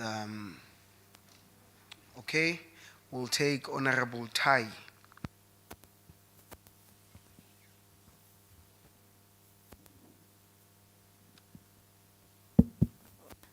Greetings to the House of Large and all the honorable members. I am Honorable Oratile Morakile and I rise upon rule number 77.7, and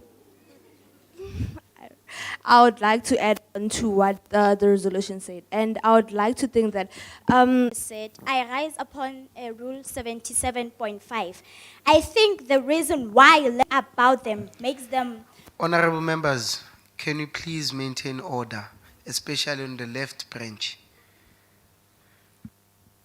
I think something about them makes them feel different from the majority, especially in schools and in classes. When you have some, a certain thing, you might that is different from others. You might feel that I am different. So that gives them the authority to bully you. I also think they might be rejected by their peers or felt out in social situations. So I'd like to pass just a little message to our learners and youth. So I think it is important for kids or teens to know that they can walk away from toxic situations or behavior and cut off contact, regardless of how difficult. Honorable Tai, your time is over, ma'am. Thank you.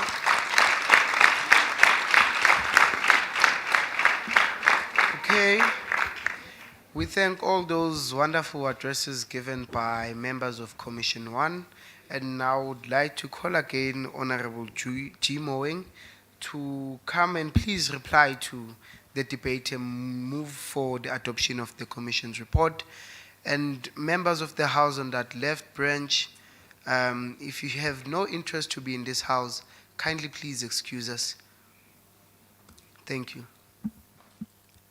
Thank you, Honorable Speaker. And I'd like to thank Honorable Senare for including the security point. We shouldn't be also guided by securities. Our teachers are there. They should guide us also.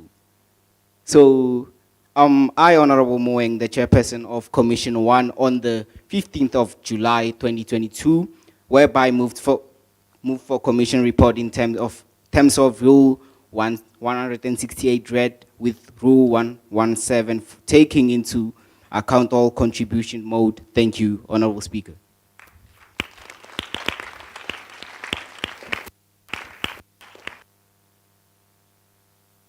Thank you, Honorable Member G. Moeng, for that reply. I now call for a seconder of the report. Honorable Ntwane.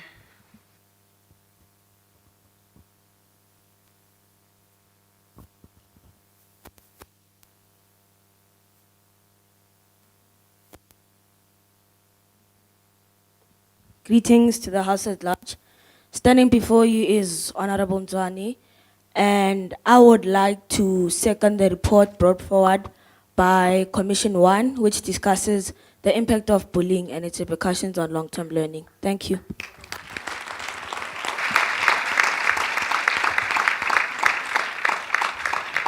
Thank you, Honorable Ntwane. And I now put the question. All those in favor of the report say yes. Yes. And all those not in favor say no. There you have it. The yes takes it. The report is adopted.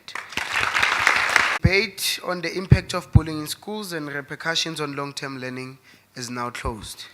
And I shall allow my honorable members the space to further elaborate on this burning issue. Thank you. Thank you, Honorable Ngombeni. I will now like to call Honorable Naker as the first speaker for Commission 2 to speak.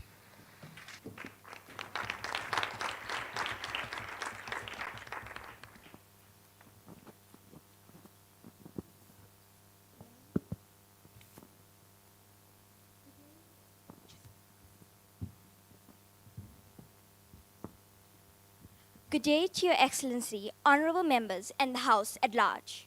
I am Honorable Mishani Kiveshni Naika, and today I wish to address the House on the challenges that the youth were exposed to during the COVID-19 pandemic and how we were affected.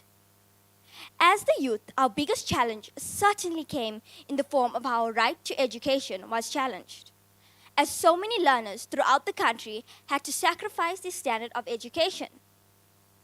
During the initial stages of lockdown, many schools in the country had to stop all forms of teaching, while others turned to online teaching. Excuse me, at the back, can you please settle down? This only brought about a difference in equality, as many communities could not afford proper connections. As the pandemic progressed, it challenged both educators and learners to really protect our right to proper education. As many schools, including mine, made the effort to extend the time of schooling and persevered to complete the normal syllabus. Given that many schools were not able to complete the syllabus, the department put into place of isolation. Class routines changed when learners were confused, especially the week in and week out. So were the teachers. This led them into teaching us one thing repeatedly or skipping important. We actually give them laptops, ladies and gentlemen. We find that we will be able to bridge the gap between the privileged and underprivileged kids that we have. So secondly, we want arts and culture to be available in our communities. We also want science lab, ladies and gentlemen, in our privileged, underprivileged schools, especially in rural areas, ladies and gentlemen, because they do not have any of those. So we, going into socially, we find that we need more support, sporting facilities to be made available in our communities. We find that we need these sporting things, ladies and gentlemen, so that if anyone wants to become a basketball player, ladies and gentlemen, so that they be able to access those, because you can't find anyone who dreams to be a tennis player in a township because they do not know what is that, ladies and gentlemen. So when we actually have those facilities in our township, we find that we will have a better youth, or rather people, youth that bring dreams big and want to become more people. So we want, and secondly, we want more safe and proper housing made available for citizens, because during the COVID-19, it was proven that many citizens in South Africa do not have proper housing.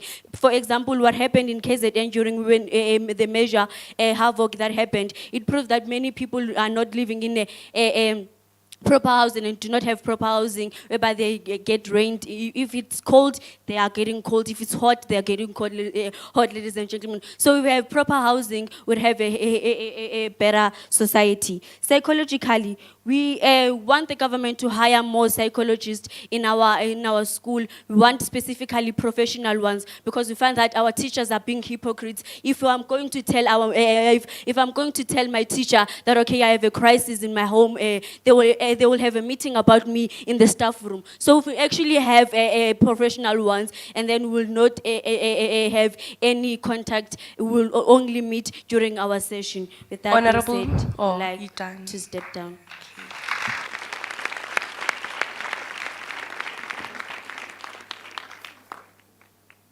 I will now call for open time and will only allow 4 participants to speak to the debate. Also note that the participants who are on the speaking list will not be allowed to speak during open time. Also, do not forget to mention your name and rule number 77.7. Thank you. Pardon me, I have a short sight. I'll start here. Honorable, you are recognized as the first speaker. Yes. Honorable Johannesburg, you are recognized as the second speaker. Honorable, I can't pronounce that one. You are recognized as the third speaker, and Honorable over there is recognized as the last speaker. Yes. The first speaker, you may speak.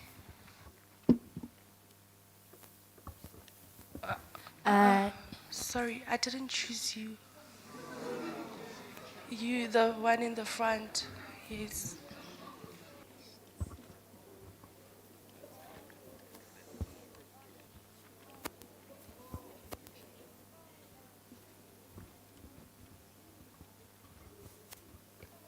Hello, everyone in the house at large.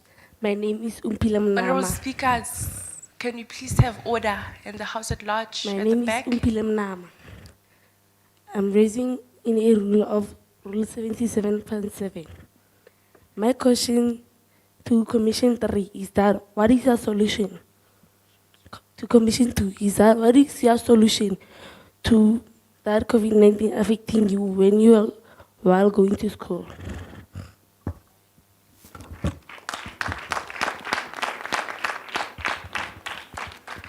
Okay, may the second speaker please present. Greetings to the House at large. My name is Honorable Johannes and I rise upon Rule 77.5. Also, another consequence and impact of COVID-19 that we learners have faced is that most children weren't focusing on their schoolwork, because now if you have to count up how many days there were in 1 month, it would be about 10 days. And so in a whole term, less than 30 days. So that's less than 1 month in a whole term of children learning. And then now you find that in some government schools, they don't have like the privilege. And so now syllabus is cut. So now that is also something else that they have faced. Thank you. Thank you. May the third speaker please speak. Good day, House of Large. My name is Honorable Neo David Khwabani. And here's what I'd like to raise. Many people lost their jobs and brought high unemployment rate in our country. So to decrease the high rate of unemployment, the government must give away the tenders of building more schools or adding or extending hospitals to reduce high unemployment rate in our country. Thank you.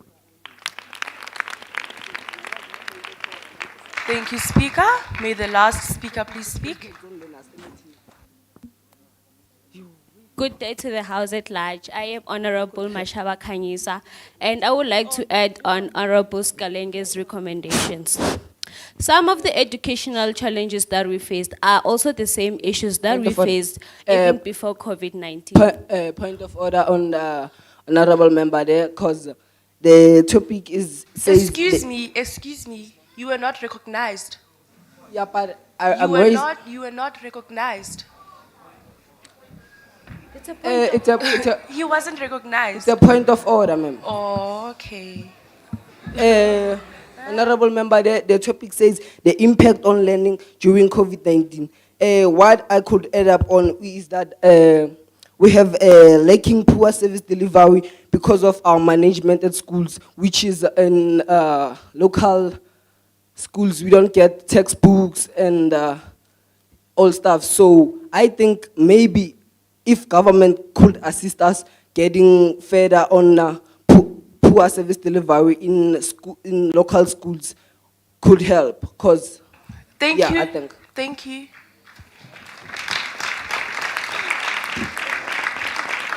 Dear Honorables, that wasn't a point of order. It wasn't a point of order. I am the Deputy Speaker, not us. Can you please continue? Greetings again. I am Order. Greetings again. I am Honorable Member Mashaba Kanyisa, and I would also like to add on the recommendations. Some of the educational challenges that we faced, we also faced them even before COVID-19 came. So I would like the government to issue out the permanent employment of teachers and also the building of new classes in schools in order to reduce the number of the large number of classes, because the government should do that because the teachers are getting frustrated. I mean, you can't teach 100 learners in one class. So I would also like the government to consider the issuing out of permanent employment of teachers and the building more classes in schools. Thank you.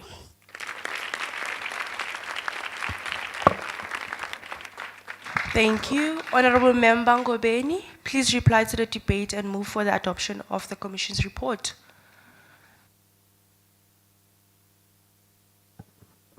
Thank you, Honorable Speaker. Greetings again, Honorable members and the House. As a commission, we demand equality in the educational community. As learners of the Gauteng province, we express our desire for equality in the education system that has been fueled by the distress caused by the low quality education we are receiving in communities. We want to witness progression as a country, and that can only happen if education is prioritized.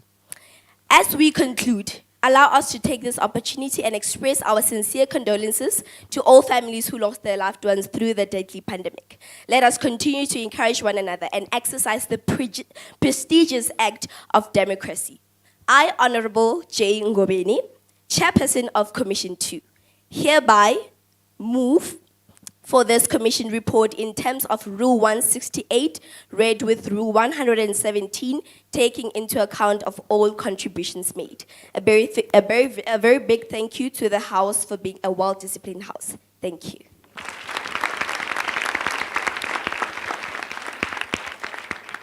I now call for a seconder. Honorable, over there. Next to Ngobeni, yes.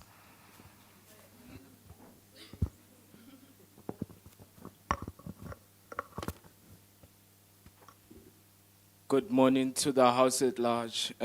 My name is Honorable Taba Maduna, and I second the report.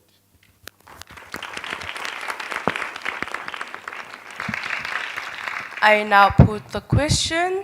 All those in favor say yes. Yes. All those not in favor say no. The yes have it.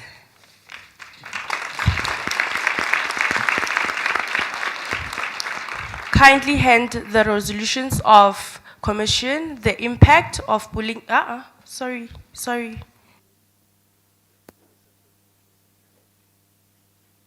Kindly hand the resolutions of the commission, the impact of COVID-19 pandemic on the delivery of quality education.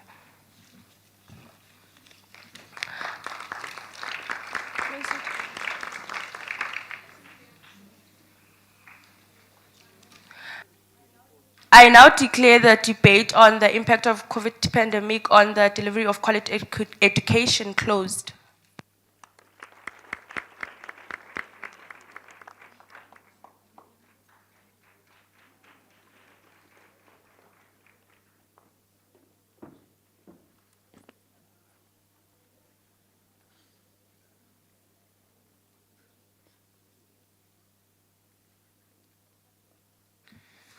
Honorable members, we are moving to our third order of the day.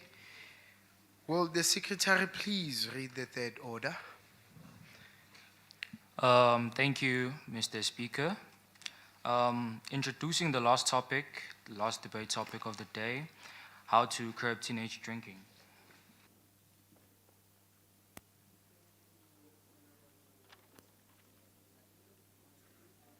Thank you, Honorable Monalilo. I would now like to call upon Honorable R. Tisane, who is the chairperson of this commission, to present their commission's report.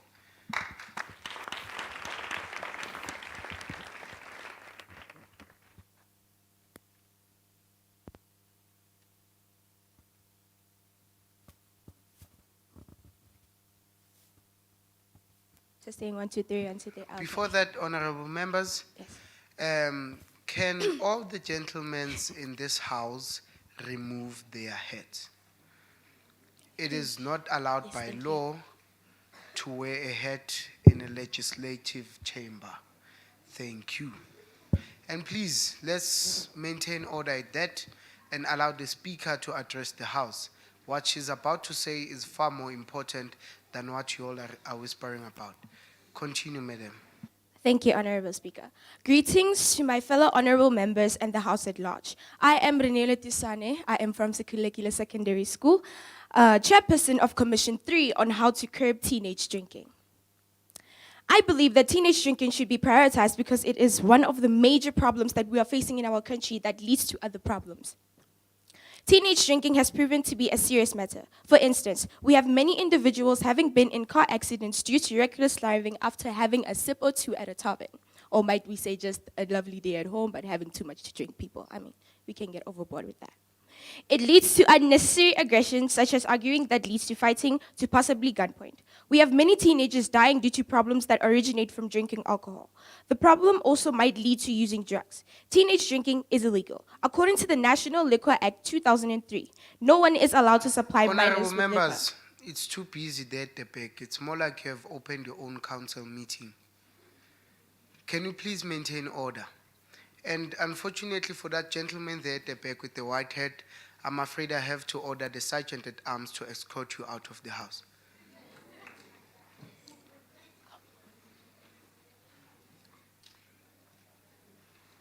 The gentleman there with the white hat, kindly please excuse us.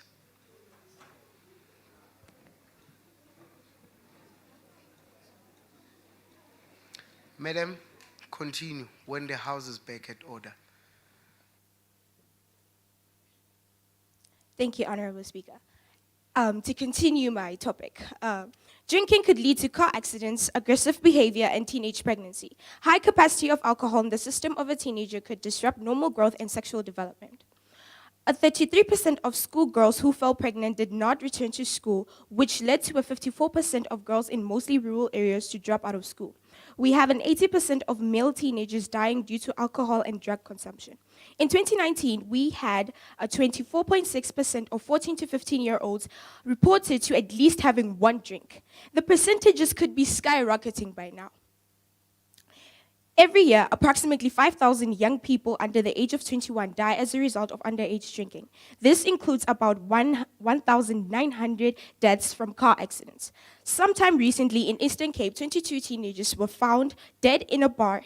They had no signs of injury or any wounds. How shocking. They were found in East London in Yobeni Tavern. The only possible answer to their death is that their drinks were poisoned. We all know that we are from different backgrounds, or might I say home situations. Sometimes it is not a teenager's fault for choosing to drink, do drugs, or join gangs. At times, they maybe just wanted to escape their realities and home situations, whether emotionally, mentally, or physically. They joined gangs or fall pregnant because they wanted to belong, to feel wanted, needed, or valued. At times, it isn't a choice, but still, it does not mean that it is the right thing to do. A wise friend once said to me that when we give teenagers the privilege to do something, they will do it with their all, and there will be nothing to stand in their way of doing so. So I say to those who even think of dwelling on alcohol when they are not of age, think before you drink. It could be a life-changing decision. I will now hand it over to my honorable members, our second speaker, who is Katliso, who will be talking about the statistics and causes. The third speaker, Honorable Nkululeko, who will be speaking about risks and the long-term effects.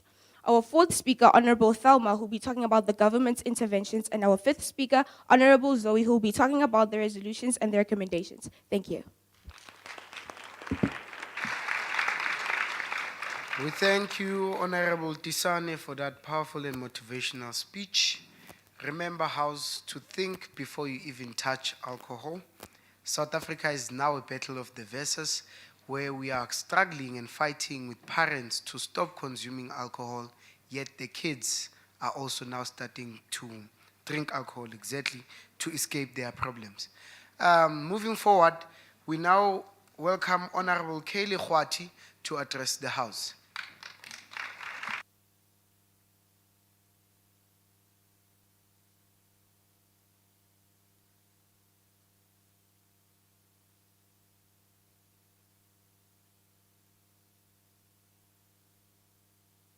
Testing, 1, 2.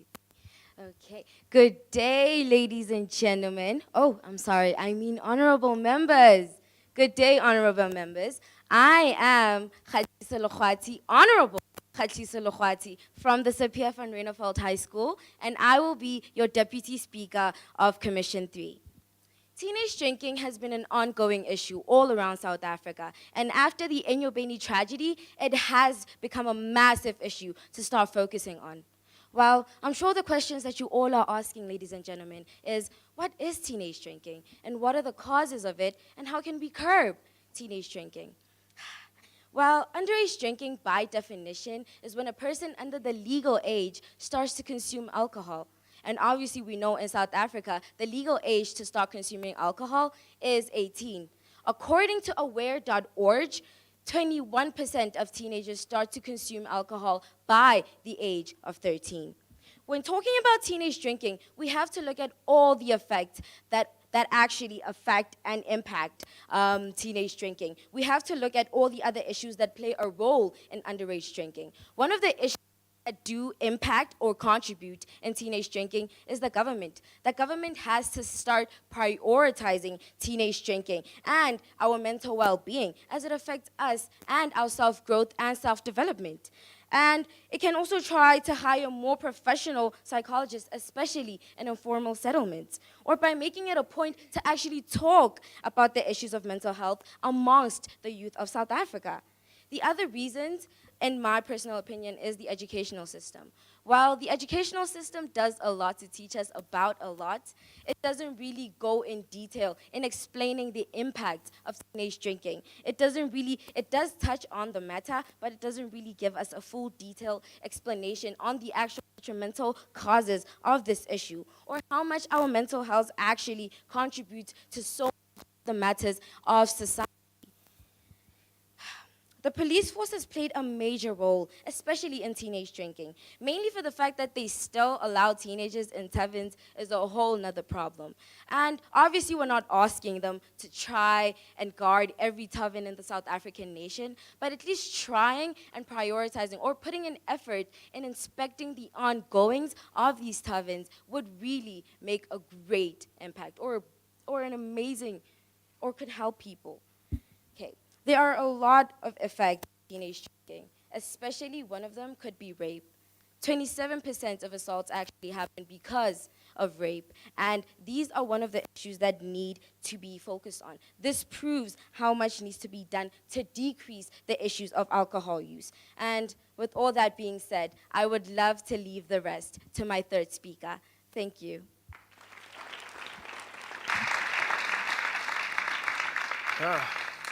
We thank Honorable Logwati for that powerful address. Well spoken, ma'am.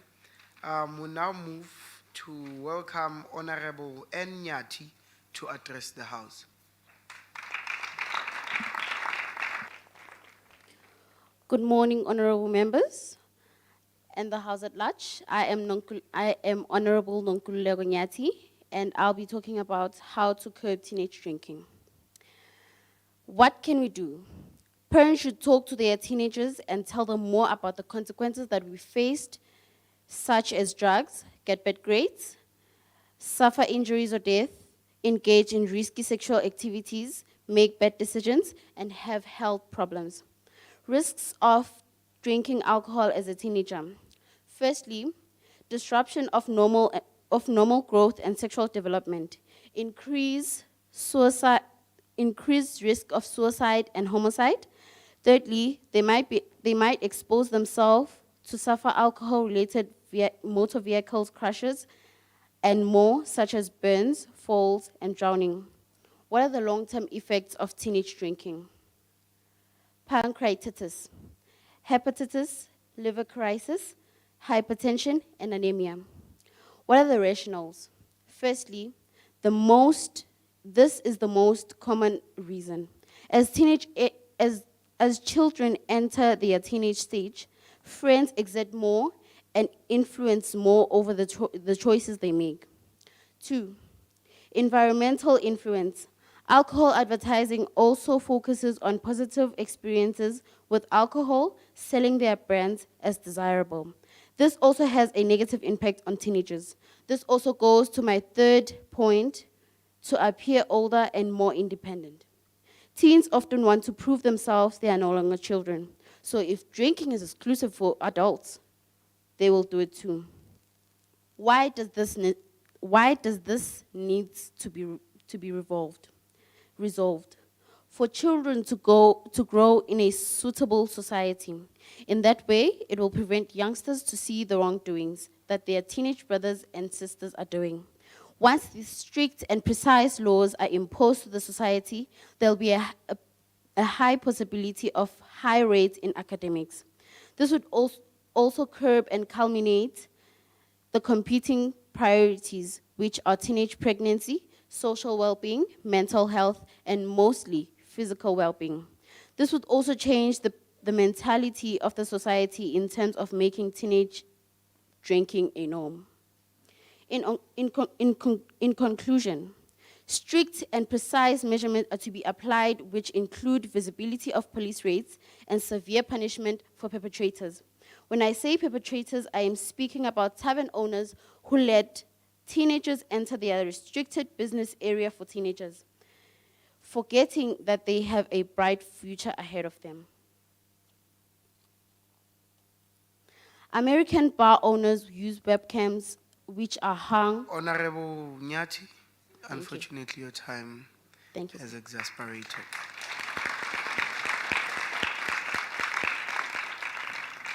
It is very beneficial to attend such seminars. Where else would I have known that there is such a disease called pancreatitis or TCs? Yes, that. We thank the speaker. Honorable Nyati would now like to call upon Honorable Matereke to address the House, please.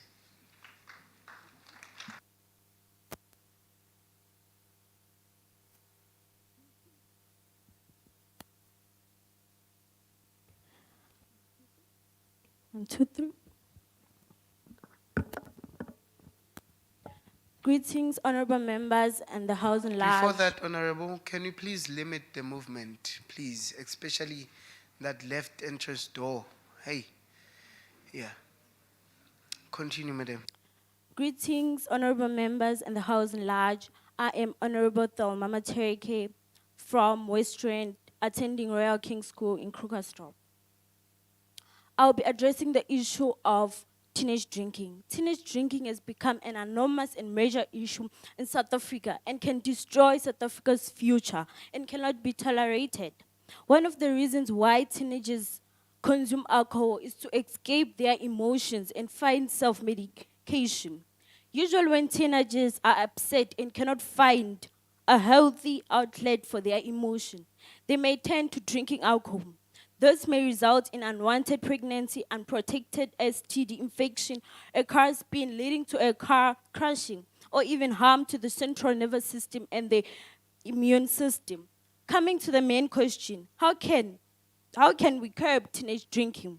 Teenagers aren't drawn up to deal with the consequences of alcohol on their own. Talking to them and getting to understand why do they drink, what do they feel after drinking, what are their accomplishments on drinking, and do they have any friends of drinking, may be one of the solutions to curb teenage drinking. Lecturing or judging them may persuade them to make negative decisions and can or even lead to binge drinking. That's drinking a lot in a short period of time.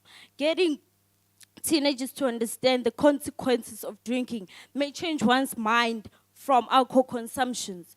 Not that this cannot be done in one conversation, but should be an ongoing conversation of every day.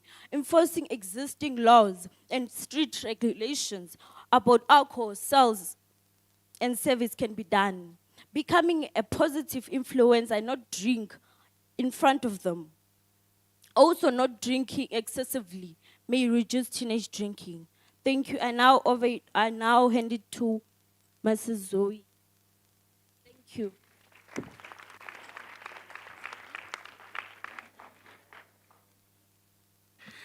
Thank you, Honorable Morgan. What Honorable Matereke? It's Mr. Zuma, actually. Powerful, but the question is, Mara, yeah, it's a question for another day. Honorable Morgan, The house is yours.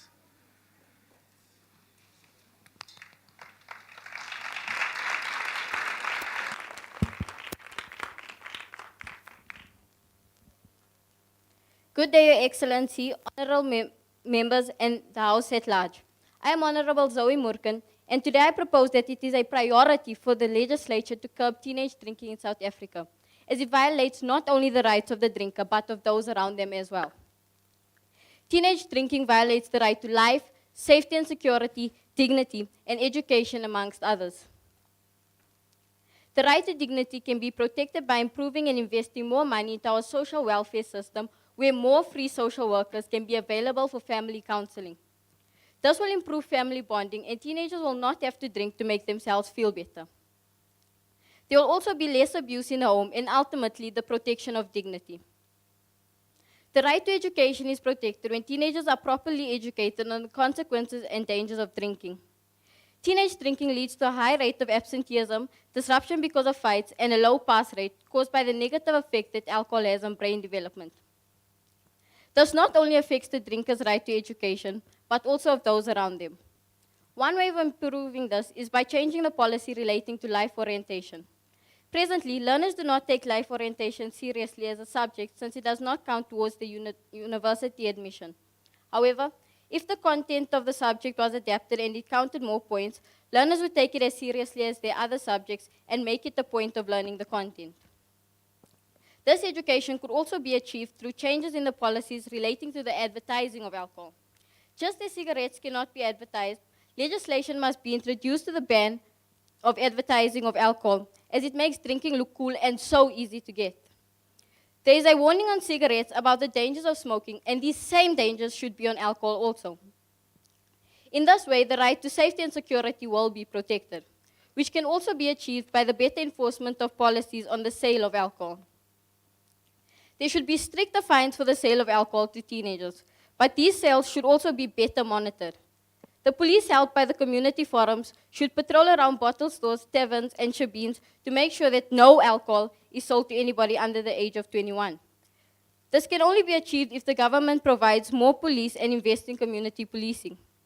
Honorable members, can you please maintain order, please?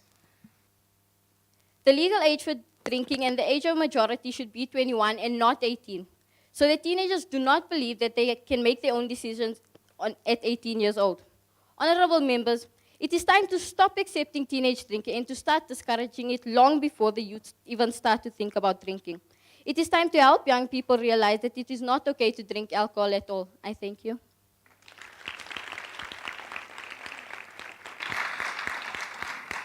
Honorable Morgan, we thank you for that powerful address.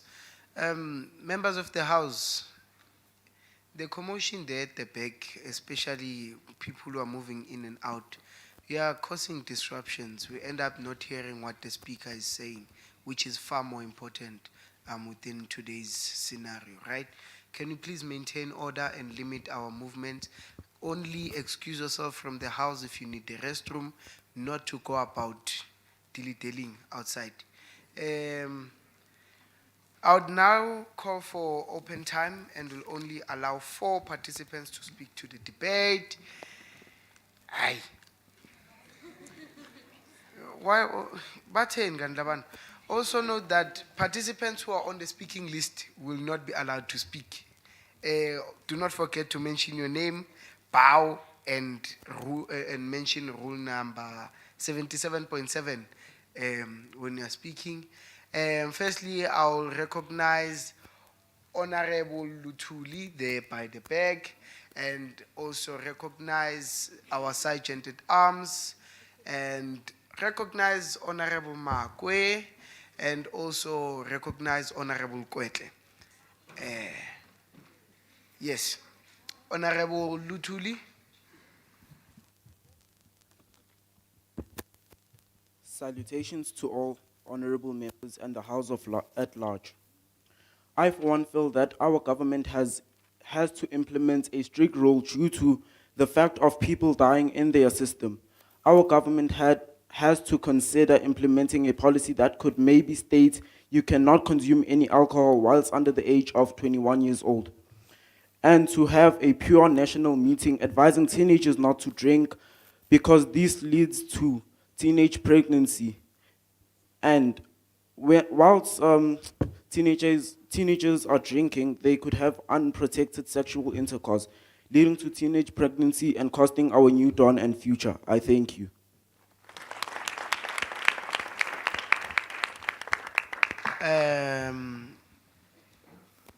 Honorable Sergeant at Arms, apparently I'm not allowed to allow you to speak, so I have to elect one more member from the panel. Honorable Mtimkulu, you have been recognized. Following again, Honorable Makwe, the floor is yours.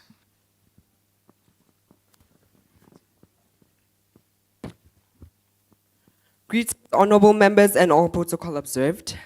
I am Honorable K. Magwe and I rise on Rule 77.7.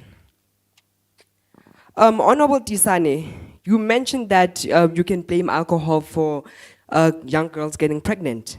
You can't blame alcohol for a person's actions because many girls get pregnant without going to taverns or ever getting out of the house. Because like this, it's like you can go drinking, then you come back home, then you say, your mother asked you, "Uvana pula leso spill?" "Hayi mama utshwala." You know? But I'm not saying you can't prevent it, but the government can try preventing it by cutting all the ads that are seen on TV and sending at least an inspector at each and every tavern to look at the people's ages and stuff. I thank you.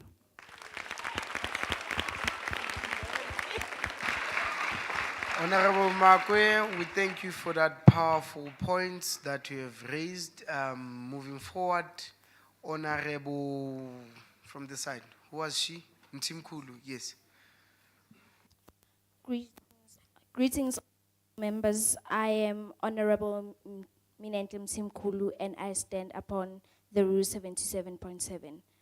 According to me, teenage pregnancy is a personal thing. It's something that boys lie to us, and the teenage drinking, I can also blame the environment around us. You grow up seeing people drinking and taking cartoons and all of this stuff. You will obviously think it's right and do it also. And I also blame our parents. Our parents are the people who are responsible of our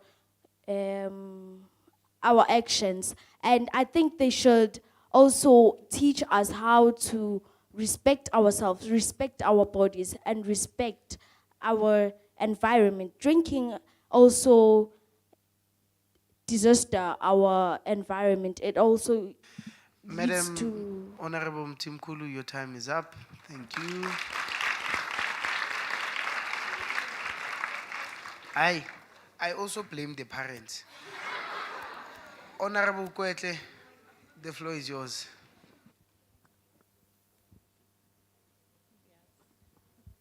Salutation, honorable members. Standing before you is Honorable Kwetle, rising on rule number 77.7. Members, order.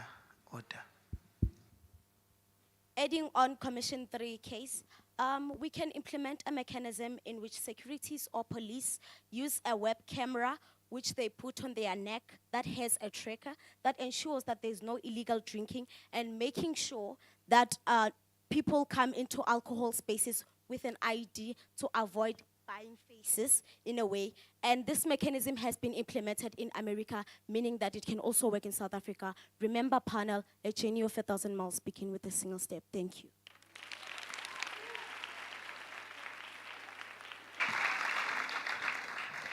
Indeed, a journey of 1,000 miles does begin with the first step. If we do not take the initial step, then there's no way that we are going. As Honorable Mtimkulu said, that she blames the parent, I also maintain that stance. As well, I am bent by a certain issue that Commission 3 has not yet brought up. Peer pressure. There's something about peer pressure that we have to discuss today. Hopefully, I hope the chairperson, Honorable Tisani, as she comes and replies to the debate and move for the adoption of the recommendations, I hope she addresses that. Thank you. Thank you, Honorable Speaker. I was just about to address that. You stole my shine now. Stole my thunder, dog. Thank you to all the contributions that were gathered. I would like to clear up a confusion that everybody has heard about teenage pregnancy. People, ga ke blame you gore a ke re gore hona biala bona. You dive in, roba litor bona. I'm getting a baby today. No, no. What I'm saying is one of the long-term effects of getting drunk as a teenager, you can fall pregnant. And you know that too. You've seen it multiple times. There's rape cases because of other girls who've been, taken by a guy out of a tavern and she's drunk. I'm not saying that pregnancy is caused by teenage drinking. I'm saying it's one of the causes. But I would like to thank everybody who contributed. And adding to what my honorary speaker has said, yes, one of the causes that lead to teenage drinking is peer pressure. I think it's one thing that we all have gone through, even though I don't believe in peer pressure people. God, it's a serious matter that is also addressed in life orientation, and so I believe that is also a very serious matter that it has to be addressed. Thank you. Consumptions of alcohol by minors is actually a crime. Yes, if you didn't know, it is. Yeah, get 5 years. Yeah. The adolescent stage is a very hectic stage for us teenagers, and we all know that. As we are growing from being children to adulthood, it's a very serious matter. And actually, the one thing that all commissions were very keen on emphasizing was that we really do need support from our parents and families. We need your guidance. As adults, we feel that you know more than us, and we need your guidance. So I'm pleading with every single parent here, adult, anybody, every adult here, please guide us. We need your guidance. Thank you, Honorable Speaker. I, Honorable Renela Tisane, the chairperson of Commission 3 on how to curb teenage drinking, hereby move for Commission report in terms of Rule 168, read with Rule 117, taking into account all the contributions made. Thank you, Honorable Speaker.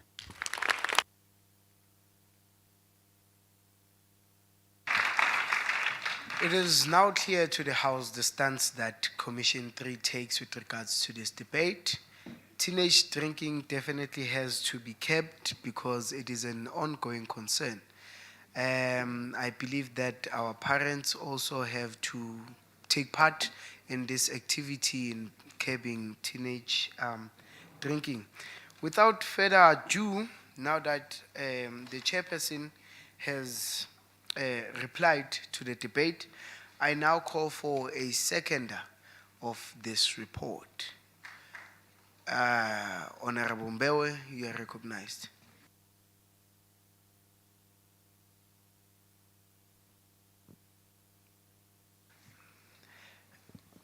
Members of the House, especially in my right, I'm sensing some commotion there. Can you please maintain order? Honorable Speaker, I, Honorable Mbewe, second the report on how to curb teenage drinking. Thank you.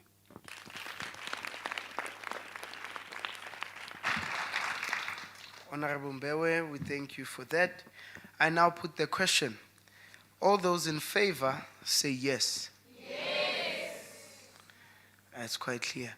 And all those not in favor say no. It seems like our adults have a problem with this with this resolution. I am quite admired by all this because the responsibility of the parents, as stated by our speakers, is that they have to help the government in making sure that your very same children do not engage in teenage drinking for the sake of South Africa's future. Since now the House then does not really take a stance with this, I'm going to have to ask again with a clear mandate. Teenagers have to stop drinking and it ends there. All those in favor, say yes. Yes. And all those not in favor, say no. Okay. By the look of things, the yes takes it, and I guess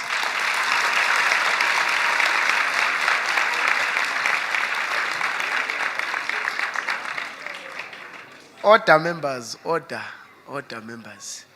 I guess those saying no are the delinquents in this case. Yeah, definitely, they have to. The yes have it. Now the report has been adopted. Commission 3, kindly hand in the resolution of the commission on how to curb teenage drinking.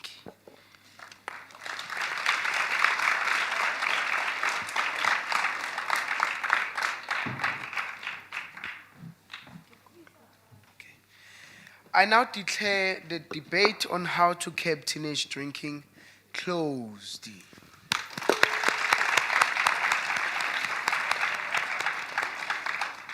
Panel and members of the House, it has been quite a debate. We have found recommendations and solutions to certain problems that are factors that we need to put our concentration and focus into for the betterment of our South Africa and the development of our country. We can't remain as a still developing country. We have to be finally developed, and that taking place means that we have to fix all the socio-economic factors that surround our country. Such, now in summary of the debate, I would like to take this opportunity to thank all the honorable members for their contributions in the various debates. And as such, I would also like to welcome Mr. Mr. Kupeka for the directives and the logistics of. Okay, let's move forward. Mr. Kupeka is going to come at a later stage. We thank all speakers that participated in today's debate. I believe that all our honorable guests right there, your MECs and your honorable speakers, have grasped something from what the youth itself had to say about the problems that affect them on the daily basis. As you have said, as you have heard earlier, Honorable MEC for Social Development has said that she has interest on two orders today, mainly the bullying issue and secondly, the one on teenage drinking, which was quite a problematic debate in this house, as such that people do not necessarily want to quit drinking, right? Thank you to everyone who who availed themselves for these days, honorable guests, honorable speakers, the committees as such, and our honorable table assistants, Deputy Speaker of the House. You are all thanked for availing yourselves. And furthermore, I would like to take this opportunity again to thank the Gauteng Provincial Legislature for hosting us as the children to participate in the Children's Sector Parliament.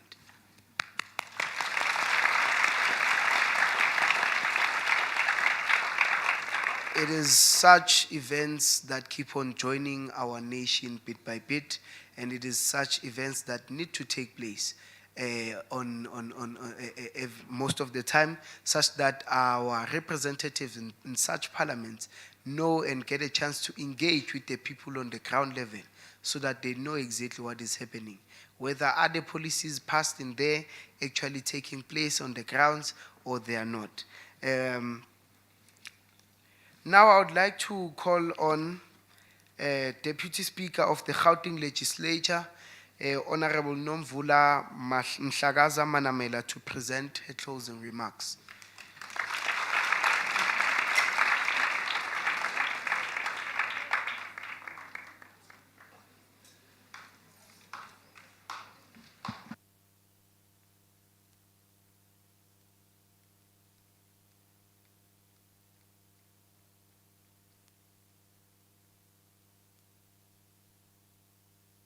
Let's maintain order, members. Let's maintain order.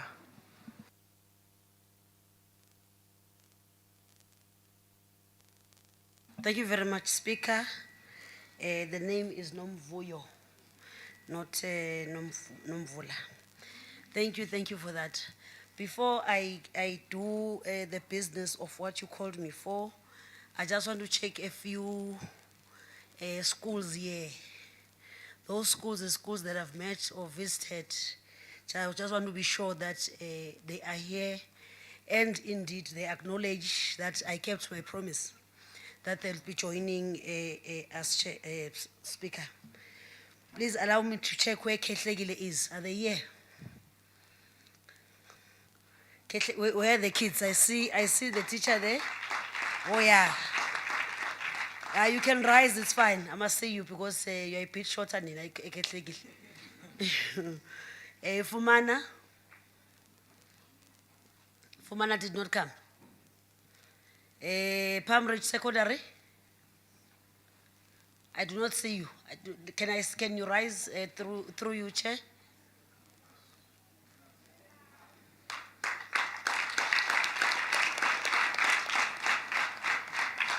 Greenfield. Ukoni Greenfield. Uze wedwa?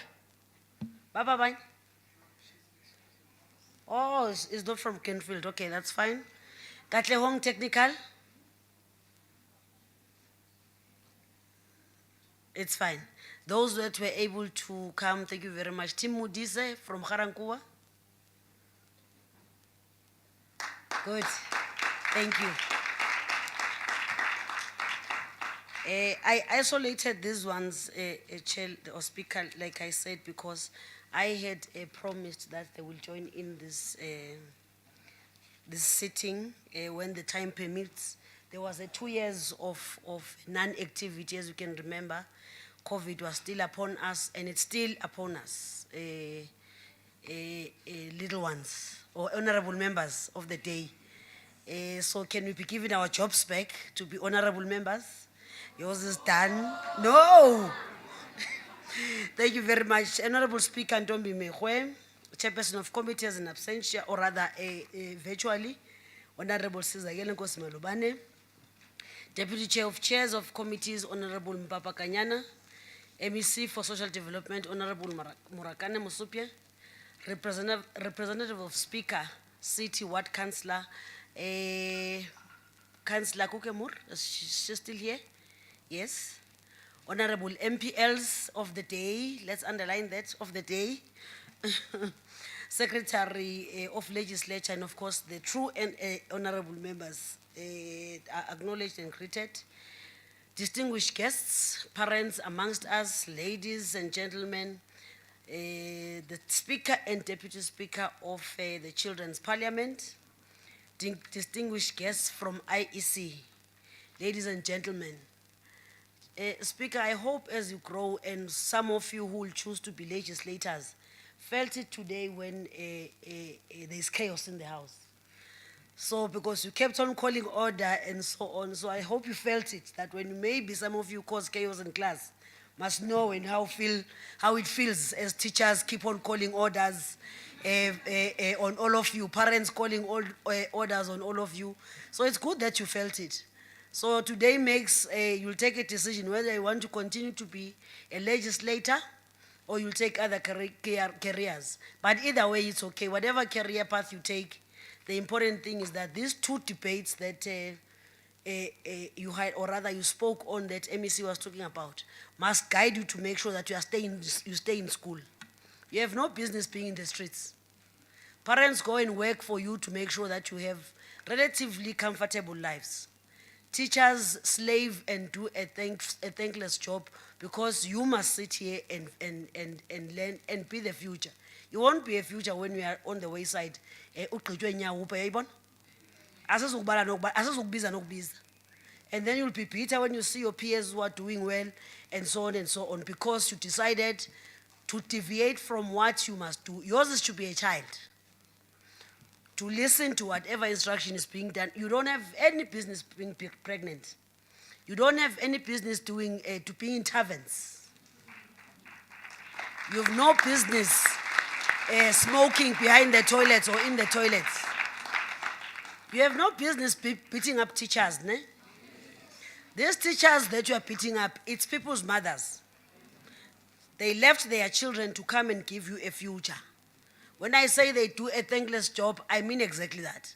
Nobody says thank you because as well with the rights that you have, you go and tell your mother that when you've not done homework, tell your mother, teachers mang did this or that. Your mother comes fuming, doesn't even ask what has happened.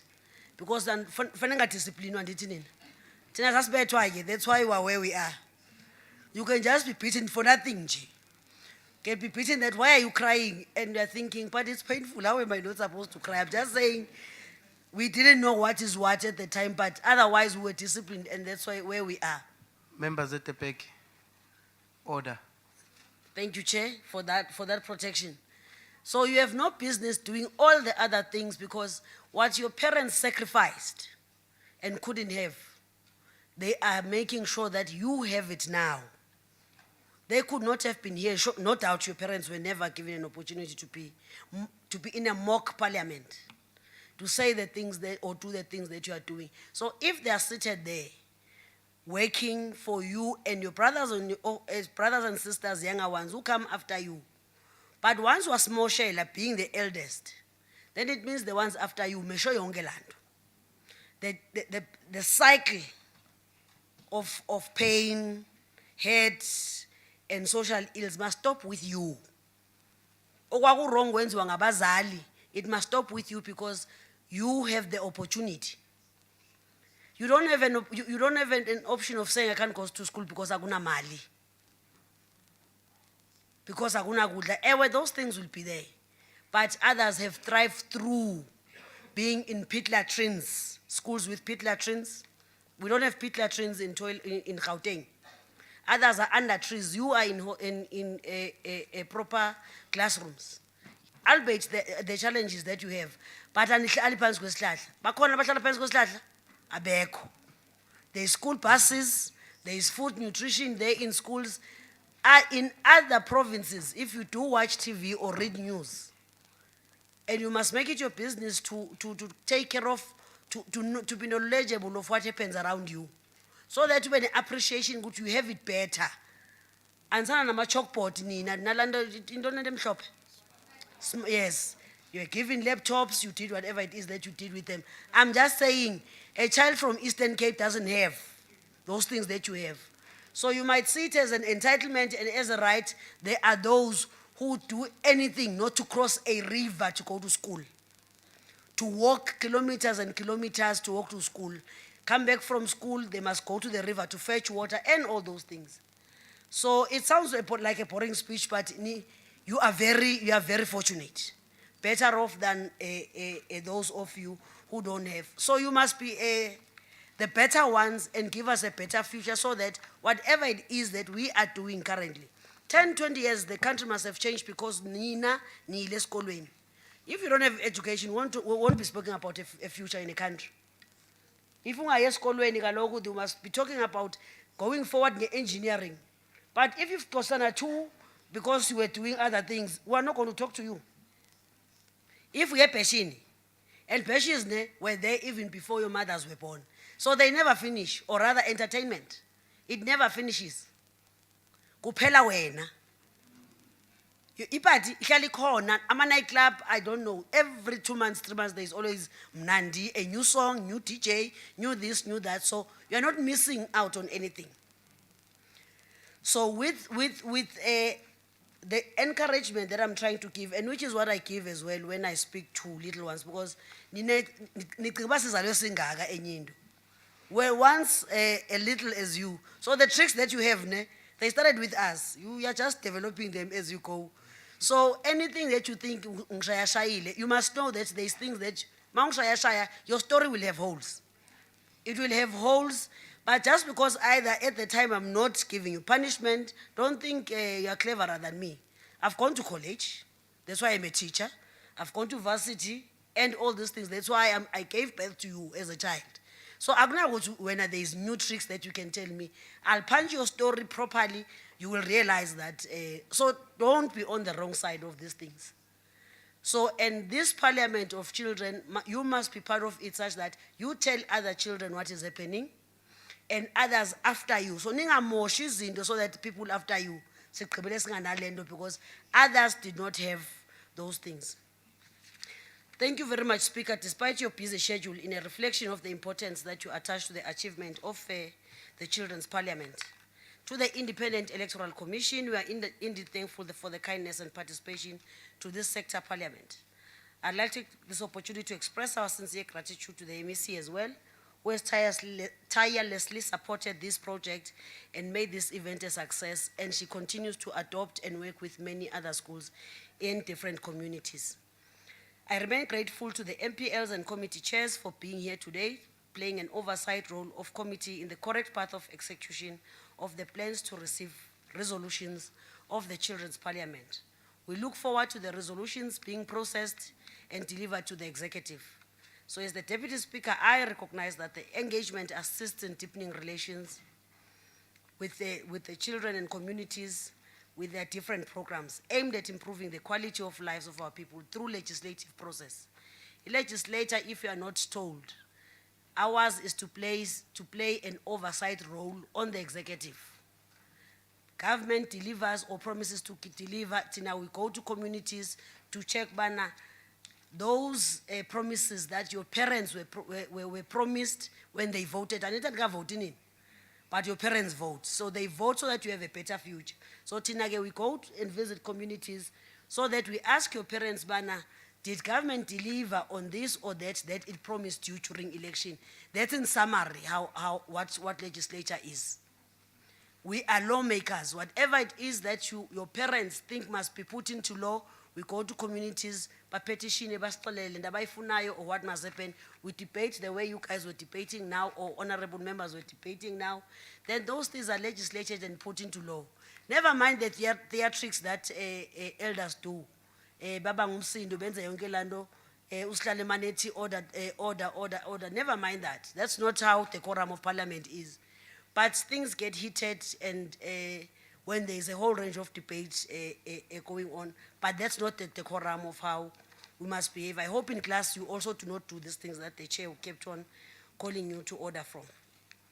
So in aiming at improving the quality of the lives of our people through legislative process with the view to radically transform, modernize and industrialize Gauteng, we are a city that has got a lot of opportunities, like I made an example.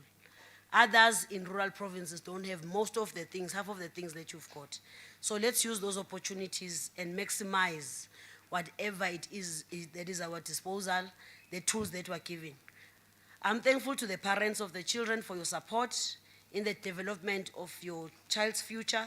Thankful to the teachers and everybody who plays a role in the lives of these young ones, or rather the honorable MPs.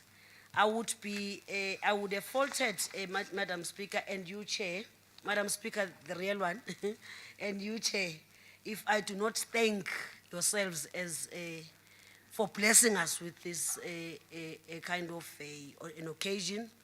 You could have been doing maybe your studies and so on. Others have got tests, but you came and took the time to be here. Exchange views, exchange numbers and friendships, nothing else, nothing more. Because you learn from each other, from other schools, from other schools, what is it that you do, and you improve. Next time you might not be able to nomnye, but at least impart information. You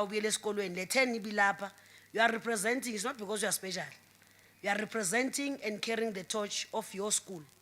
History books will remind you, will always remain with your name, that today you were part of this occasion that other kids or rather other honorable members couldn't attend.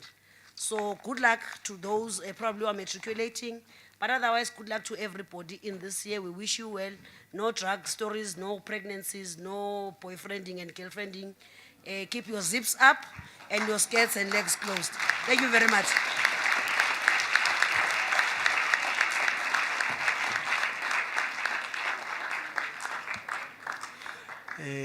Thank you, Deputy Speaker, Honorable Nomvuyo Mhlagaza Manamela, for that powerful closing remarks on the debate. We have reached the end of our setting, and participants are kindly requested to proceed to the front of the building for a photo session immediately after the sitting. We are also invited to join the Gauteng Provincial Legislature for lunch at the prepared place. For now, remain seated. There are a few directives that are going to be given, and then you can leave the place. That concludes the business for the day. The House is now adjourned. Mr. Prince Kupeka, please come forward for directives and logistics.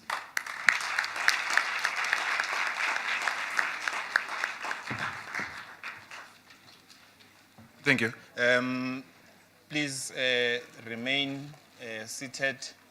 We were only going to allow our members to move or to leave the hall, and they will also come back. The advice is that we will be served where we are seated, and honorable members, for a photo shoot, you will then be requested to just go outside following the lead of the speaker. Everyone else will be served inside the hall. We will only leave the hall once we have been served. Thank you very much.